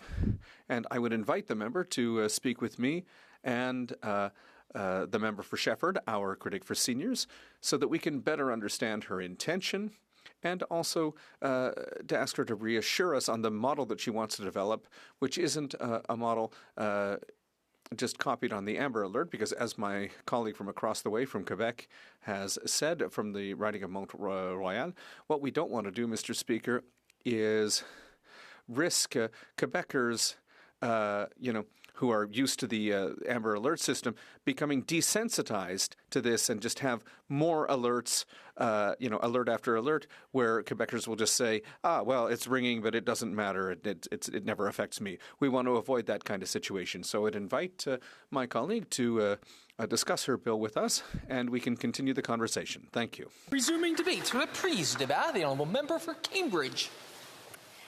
Mr. Speaker, I want to begin by thanking my colleague, the member for Kildonan St. Paul, for bringing forward this exceptionally important bill. She has done meaningful work on this issue, including sponsoring a petition that garnered over 7,300 signatures. And this legislation represents another step forward in responding to a very real and growing concern facing Canadians. Bill C-263, Silver Alert National Framework Act, speaks to something very simple, but also very urgent. Tens of thousands of vulnerable seniors living with dementia go missing every year in Canada. And when that happens, every minute matters. Canada is undergoing a significant demographic shift, and our population is aging rapidly. By 2030, over 1 million Canadians are expected to be living with dementia, rising to 1.7 million by 2050. That estimate comes from national research by the Alzheimer's Society of Canada, which tracks how quickly dementia rates are rising as our population ages. With this rise in cases of missing elderly persons, there is great concern as baby boomers are aging. New data shows 1 in 4 seniors over 85 have a form of dementia, resulting in more seniors wandering away from home. Senior advocacy groups state that preliminary data being collected shows that between 50 to 60,000 people out of nearly 1 million Canadians with dementia are reported missing each year, and these numbers are rising. Families and communities across the country are already dealing with this reality, trying desperately to keep loved ones safe while navigating the uncertainty dementia causes every day. This pressure will only increase in the years ahead. Those who know someone living with dementia understand how quickly a routine walk can become disorienting, how everyday surroundings can suddenly feel unfamiliar, and how easily someone can lose their way. They live with the constant fear that a loved one could wander and not know how to get home. Caregivers are often carrying far more responsibilities and worries than people realize. Many describe living with this constant fear, wondering whether it is safe to step away, to run an errand, or to allow themselves just a few moments for self-care. The first hour after someone goes missing is often marked with hesitation. They check familiar places, call neighbors, retrace routes, and only later realize how much time has passed. Those early moments are filled with uncertainty. By the time they reach out for help, valuable time has already slipped away. It is said that if an older person is gone for more than 24 hours, there's only a 50-50 chance that they are safely found, making this a matter of life and death. When a loved one does go missing, caregivers frequently shoulder an immense emotional burden. They replay decisions, question their judgment, and carry guilt even when they did nothing wrong. Mr. Speaker, for many years, I worked closely with nursing homes and seniors and heard directly from staff and families about the daily realities of caring for people living with dementia. One concern that's mentioned is how often individuals find a way to wander. In many cases, the outcomes were fortunate. Someone was found at a bus stop, a coffee shop, or walking a familiar route. But there are also cases with far more serious consequences, where delays in locating someone led to harm that could have been prevented. Those experiences underscore the importance of early notification and a system that responds quickly when the unexpected happens. When a vulnerable senior goes missing, families do not experience time in the usual way. Every minute feels longer. Every moment carries the weight of uncertainty. Families search, they make the calls, they're pacing, and above all, they hope someone somewhere will be able to help bring their loved one back home safely. Police, search and rescue teams, and first responders do extraordinary work in these situations. They search large and unfamiliar areas, coordinate volunteers, review camera footage, and track movement patterns while racing daylight, weather, and long, tiring hours. In many cases, responders work across multiple jurisdictions: the local municipal police force, provincial resources, community volunteer search teams, all are trying to piece together the same information at the same time. Conflicting alerts slow this coordination and delays widen the search area. First responders consistently tell us the same thing. A clear national framework helps responders narrow their focus sooner and act with greater precision. Early, accurate public awareness makes a huge difference on the ground. This bill is inspired in part by a very unfortunate tragedy that occurred in Winnipeg in 2023 when Mr. Earl Moberg went missing. Mr. Moberg was an 81-year-old husband, father, and grandfather who disappeared from his home and was never found. In the wake of that loss, his family acted. They launched a petition calling for the implementation of a silver alert system so that no other family would have to endure that same heartbreak. Bill C-263 would require the federal government to work collaboratively with territories, provinces, and police services to establish national standard and coordination for silver alerts. Provinces and territories already take the lead in policing an emergency response, and this legislation respects that reality. The federal role ensures that the systems align, that information flows, and that standards are shared. The goal of this legislation is straightforward, where Canadians can be notified quickly when a vulnerable senior goes missing, to bring them home safely. In my community of Cambridge and in communities across this country, people understand what it means to look out for each other during moments of crisis. We see it when neighbors check in, when local businesses stay alert, and when people step up to help when they know what to look for. Good intentions alone do not help families when this vulnerable senior has disappeared. They must be supported by systems that allow accurate information to reach the public without delay, so people can respond constructively rather than react after the fact. These challenges are often more acute in rural and smaller communities. Distances are greater, lighting can be limited, familiar landmarks can disappear quickly once someone moves beyond a town center. A person can travel well outside a safe radius without even being noticed. In those settings, rapid public notification allows our farmers, shopkeepers, drivers, and neighbors to stay alert in real time. A national approach ensures that geography does not determine how quickly a family receives support. Canadians pay attention to public alerts because they are reserved for serious situations. Canadians are already familiar with the value of a coordinated alert system through the Amber Alert program. We have seen how quickly it mobilizes the public and how effective it can be. Lives have been saved because communities were notified early. Bill C-263 recognizes that seniors living with dementia deserve the same level of urgency in public communication when they go missing. Canada already has the tools needed to do this. The National Public Alerting System can issue rapid, geo-targeted alerts across cell phones, radio, and television. This bill does not create something new. It enhances the use of what is already in place. A national framework for silver alerts would help establish shared standards, clear processes, and reliable coordination across jurisdictions. It would support first responders and communities by ensuring information is timely and actionable. This bill speaks directly to families searching for a loved one, caregivers waiting for news, first responders working against the clock, and communities willing to help when they are informed. Dementia may change the way someone sees the world, but it shouldn't change the way the world sees them. The difference between a coordinated response and a delayed one can be the difference between bringing someone home safe or never having that chance again. This legislation allows Parliament to respond more effectively when families need our help the most. I encourage all members of this House to give Bill C-263, the Silver Alert National Framework Act, thoughtful consideration and to work together so that when a vulnerable senior goes missing, Canadians are prepared to respond, because every minute matters. Thank you, Mr. Speaker.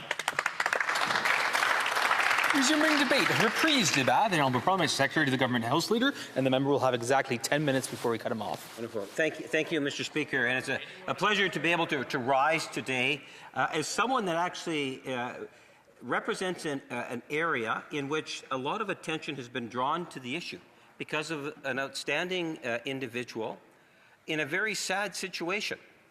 And I think we need to respect the fact that when we've had discussions or debates inside the House, they take many different forms. In this particular issue, on this particular legislation that's being brought forward, there's a great deal of interest. In fact, Mr. Speaker, I'm anticipating that after today there might be another hour of debate, but eventually seeing the legislation go to committee. I think it reinforces something in which the government has been talking a great deal about, and that is working in collaboration. We can actually do some wonderful things for Canadians. Last week, we had Bailey's Law, which, with the support of both sides of the House, we were able to advance that legislation. Today, in talking to the ministry and the minister in particular, we understand and appreciate that here we have legislation in principle that the government can actually support. We would like to see the legislation go to committee. Now, there are some areas of concern, not only by the government, but other stakeholders would have that need to be discussed. So I think it was important to hear the introducer of Bill 263 indicate that she is open to amendments. And we'll get to some of those shortly. But I do want to recognize that where we have seen ideas that can have a very real impact, and there's a sense of collaboration, and you get government and opposition working together, wonderful things can happen, whether it's a private member's bill or a government's bill. We have cited before us a situation, an example, in Earl Moberg. 81 years old, had dementia, back in December 2023, went missing in Winnipeg. It's amazing in terms of the bit of research I was able to do while the debate was going on, in terms of how the community came together in a very wonderful way to try to support the family. You know, today we know Britt is on a parliamentary precinct premises, Mr. Speaker, who has been an ongoing, strong advocate and is ensuring that politicians at all levels of all political stripes is not going to forget about her dad. And I do give my best wishes to the family and the community that has actually been affected. I'm thinking family and friends in particular, Mr. Speaker, because there was a great deal of energy. And one can only imagine the frustration of not being able to have that final closure. And I hope that there will come a day in which that final closure will be there for the family, in particular, Mr. Speaker. Dementia is a very serious health condition. It's one of the reasons why, as a government, that we have invested in community involvement. Dementia community investments is something in which, whether it's this Prime Minister or the government or has provided substantial amounts of money in recognizing that we need to get more community engagement, community awareness on the dementia file. When we think in terms of jurisdictional responsibility, we recognize that we often hear about provinces and the federal government, but all levels of government have a role to play in it. The police, in this case, whether it's urban or rural, it is usually law enforcement officers of one form or another will become engaged, along with community volunteers, community groups, and of course, family and friends, Mr. Speaker. We can only imagine in terms of the impact that it has when you have a loved one who has had to go through dementia, whether it's in a home, a family home, or a care facility, long-term, short-term, whatever it might be, and that individual goes for a walk and does not return. And there is a certain amount of alert awareness that is brought to the community, which has already been highlighted, Mr. Speaker. That is a good thing. And what's being proposed in terms of having it go through, for example, telephones, much in the same fashion that we do for alerts, Amber Alerts, Mr. Speaker.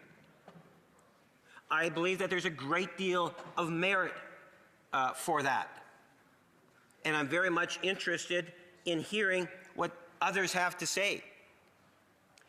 I believe the Alzheimer's Society of Canada estimated close to 1 million Canadians in the next number of years, Mr. Speaker, will have some form of dementia. We had another speaker talk about the level of frequency. I think those are some legitimate numbers. As parliamentarians, in particular, the standing committee that's going to have to deal with this, working with the department, should be looking at the numbers and ensuring that we put in the very best mechanism that we can. As it's been illustrated, a quick, safe recovery is a priority. We all want to see that, Mr. Speaker. There is an obligation. The member imposing her piece of legislation has a limited in terms of a number of questions that could be asked of her because of time limits. But I tell you, my curiosity is to try to narrow down how it is that we can work with those other jurisdictions in dealing with some of those raw numbers that is absolutely critical for us to know, so that we can be as effective as we can in making sure that every senior that goes missing, that there is in fact a quick and safe recovery, Mr. Speaker. We owe it to the senior, we owe it to the family and friends. I had a very relatively recent experience with a gentleman that I've known for over 30 years, Fred Davila, a wonderful community member that was cared for in a very big way. And in recent months, sadly, had passed. And how dementia quickly consumed him and had such a significant impact in a negative way. But the people around him, family and friends, wanted to ensure that they would be there for Fred in a very real and tangible way. As we see family members that are there for loved ones that have dementia, as we see care, healthcare facilities, and more importantly, staffing, and the caring attitudes and love that they express to individuals with dementia, it's important that we recognize and appreciate the efforts of so many that are there to directly support individuals that have come or succumbed to dementia. And we can support them in different ways. We can support them, as the government has done, financially by providing supports for dementia community investment opportunities. I think there's 3 dozen that are out there today, Mr. Speaker, from the government. We can also look at legislation such as this. And at the very least, let's see it go to committee. We also need to recognize maybe there's more that other levels of government can do, and we do need to continue the collaboration. I see my time has expired, Mr. Speaker. I trust there will probably be more that I would like to express in the second hour of debate. Thank you. Order. The time provided for the consideration of private members' business has now expired, and the order is dropped to the bottom of the order of precedence on the order paper. Order. À l'ordre. À ce moment-ci, conformément. Pursuant to Standing Order 38, a motion to adjourn the House is deemed to have been made and seconded at this time. Therefore, the question is that this House do now adjourn. For Riding Mountain. Thank you, Mr. Speaker, and it's always an honor to be at the late show here and follow up on some questions that need to be answered. So, Mr. Speaker, last week Conservatives called on an emergency meeting at the Health Committee to investigate the $300 million the Liberals wasted on prescribed IT. When we moved a motion to call on the Auditor General to investigate the program, the Liberal Parliamentary Secretary for Health moved a motion to turn off the committee cameras. My question is simple. Why did the Liberals turn off the cameras? Parliamentary Secretary, the Minister for Canada-U.S. Relations. Mr. Speaker, I want to thank the member for his question. As he knows, Canada Health Infoway has received funding from the Government of Canada for 25 years. That's 25 years of Liberal and Conservative governments alike recognizing that we need to come together with the provinces and territories to jointly fund an organization that promotes improving our health data infrastructure. This collaboration with provinces and territories is essential in a country like Canada, where healthcare falls under provincial jurisdiction. This means we need to work together alongside them, ensuring our healthcare system responds to the needs of all Canadians. That's why the previous government worked with Infoway and the provinces and territories to launch Prescribe IT in 2017. The federal government heard from our provincial and territorial partners that our healthcare data was being held back by a long-standing dependence on paper and fax to transmit prescriptions. We should not be relying on fax machines at a time when information is so easily accessible. To try and address this challenge, the previous government provided seed funding to Health Canada Infoway for a program that would replace this outdated reliance on fax machines. This was never intended to be a long-term, ongoing funding. From the beginning, the plan was for Prescribe IT to become self-sufficient. So nearly a decade later, it was clear that this plan had failed.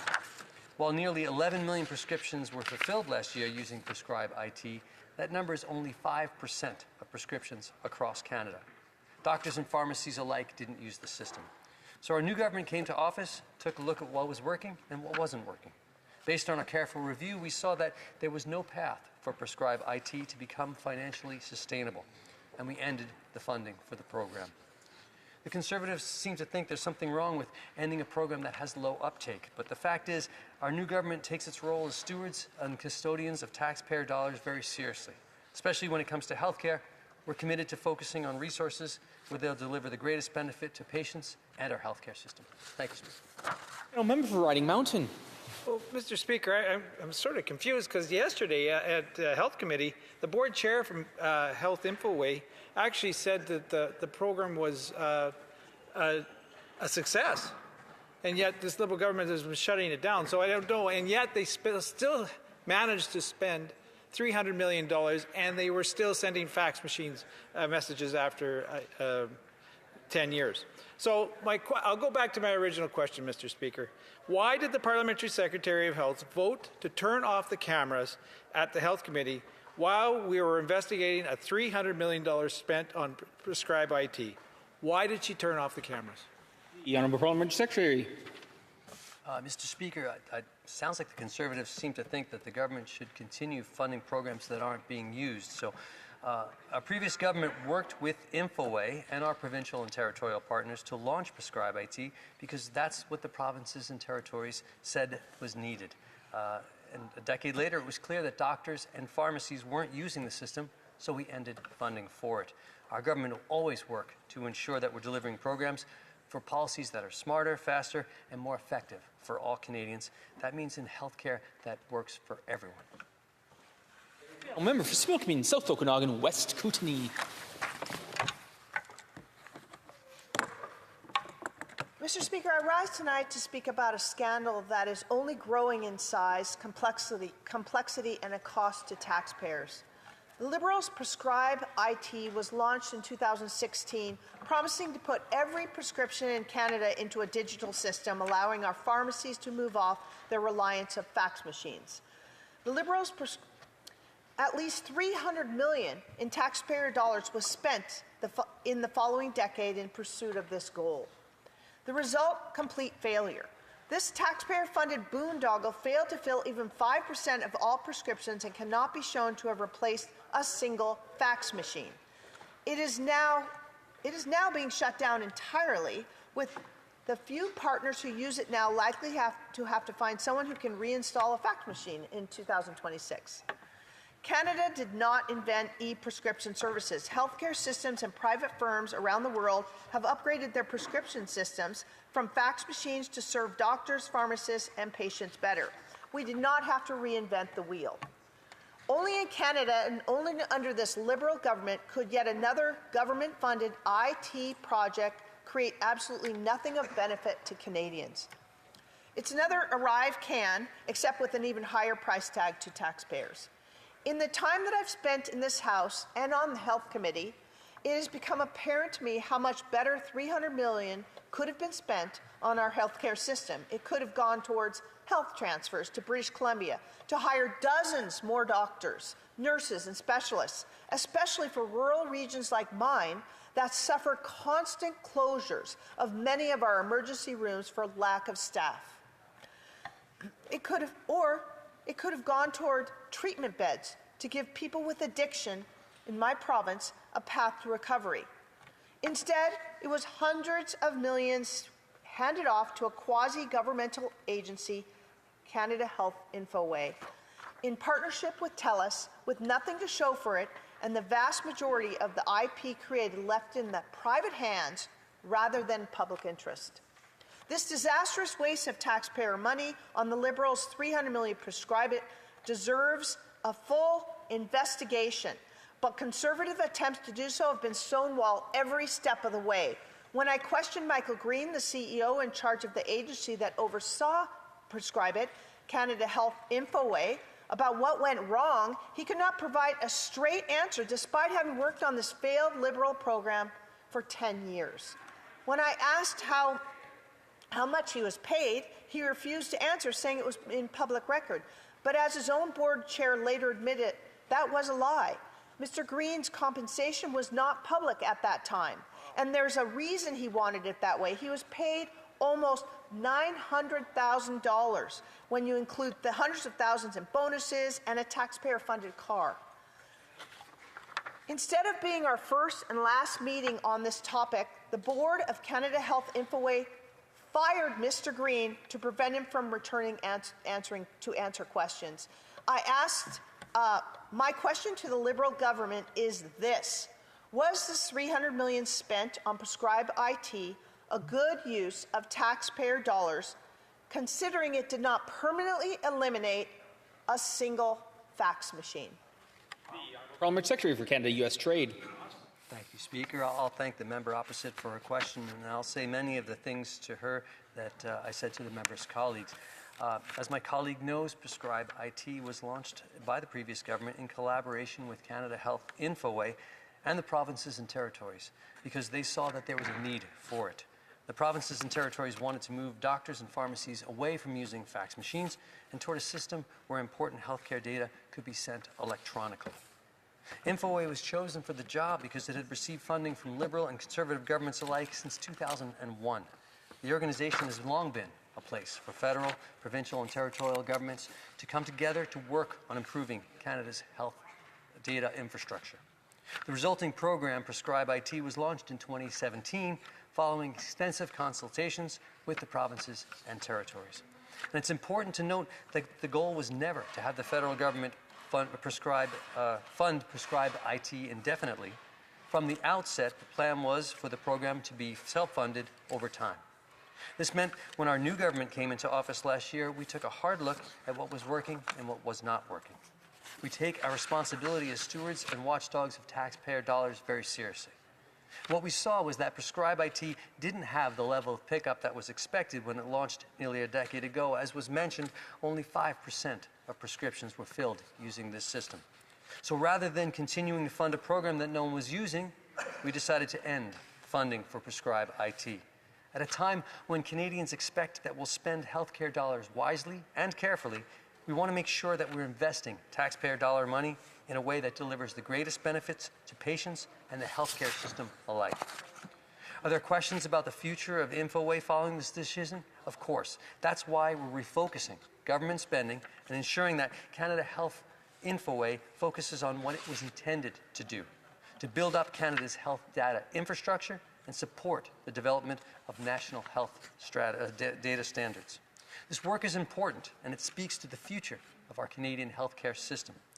Canadians deserve and expect a system that meets their needs, that adapts to the world as the flow of information changes.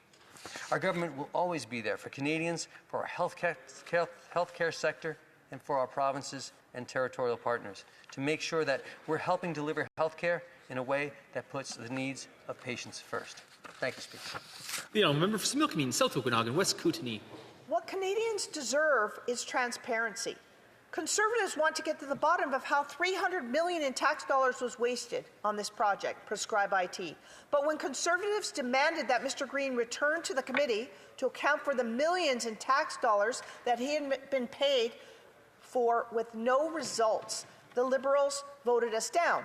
When the Bloc moved to have the Liberal Health Minister appear in the next month to testify to her role in this scandal, Liberals ended our meeting entirely. And when Conservatives moved to call on the Auditor General of Canada, a non-partisan official, to investigate, the Liberals moved to turn off the camera and seal the records of that committee for the next 30 years. Wow. My question is simple. Why did the Liberals turn off the camera from Canadians and seal the records of that meeting for the next 30 years? The Honourable Parliamentary Secretary. Thank you, Speaker. I'm going to focus on the facts of the situation. The previous government launched a program in 2017 that was intended to become self-sufficient over time. But after 10 years, it was clear that doctors and pharmacists weren't using the program and that it had no path to self-sufficiency. Because our government takes its role of defending taxpayer dollars seriously, we decided to end funding for this program. Our new government will always make sure that we're focusing resources and investments so they deliver the greatest benefit to patients and our healthcare system. Thank you, Speaker. Order. The honourable member for Elgin St. Thomas, London South, not being present to raise during the adjournment proceedings the matter for which notice has been given. The notice is deemed withdrawn.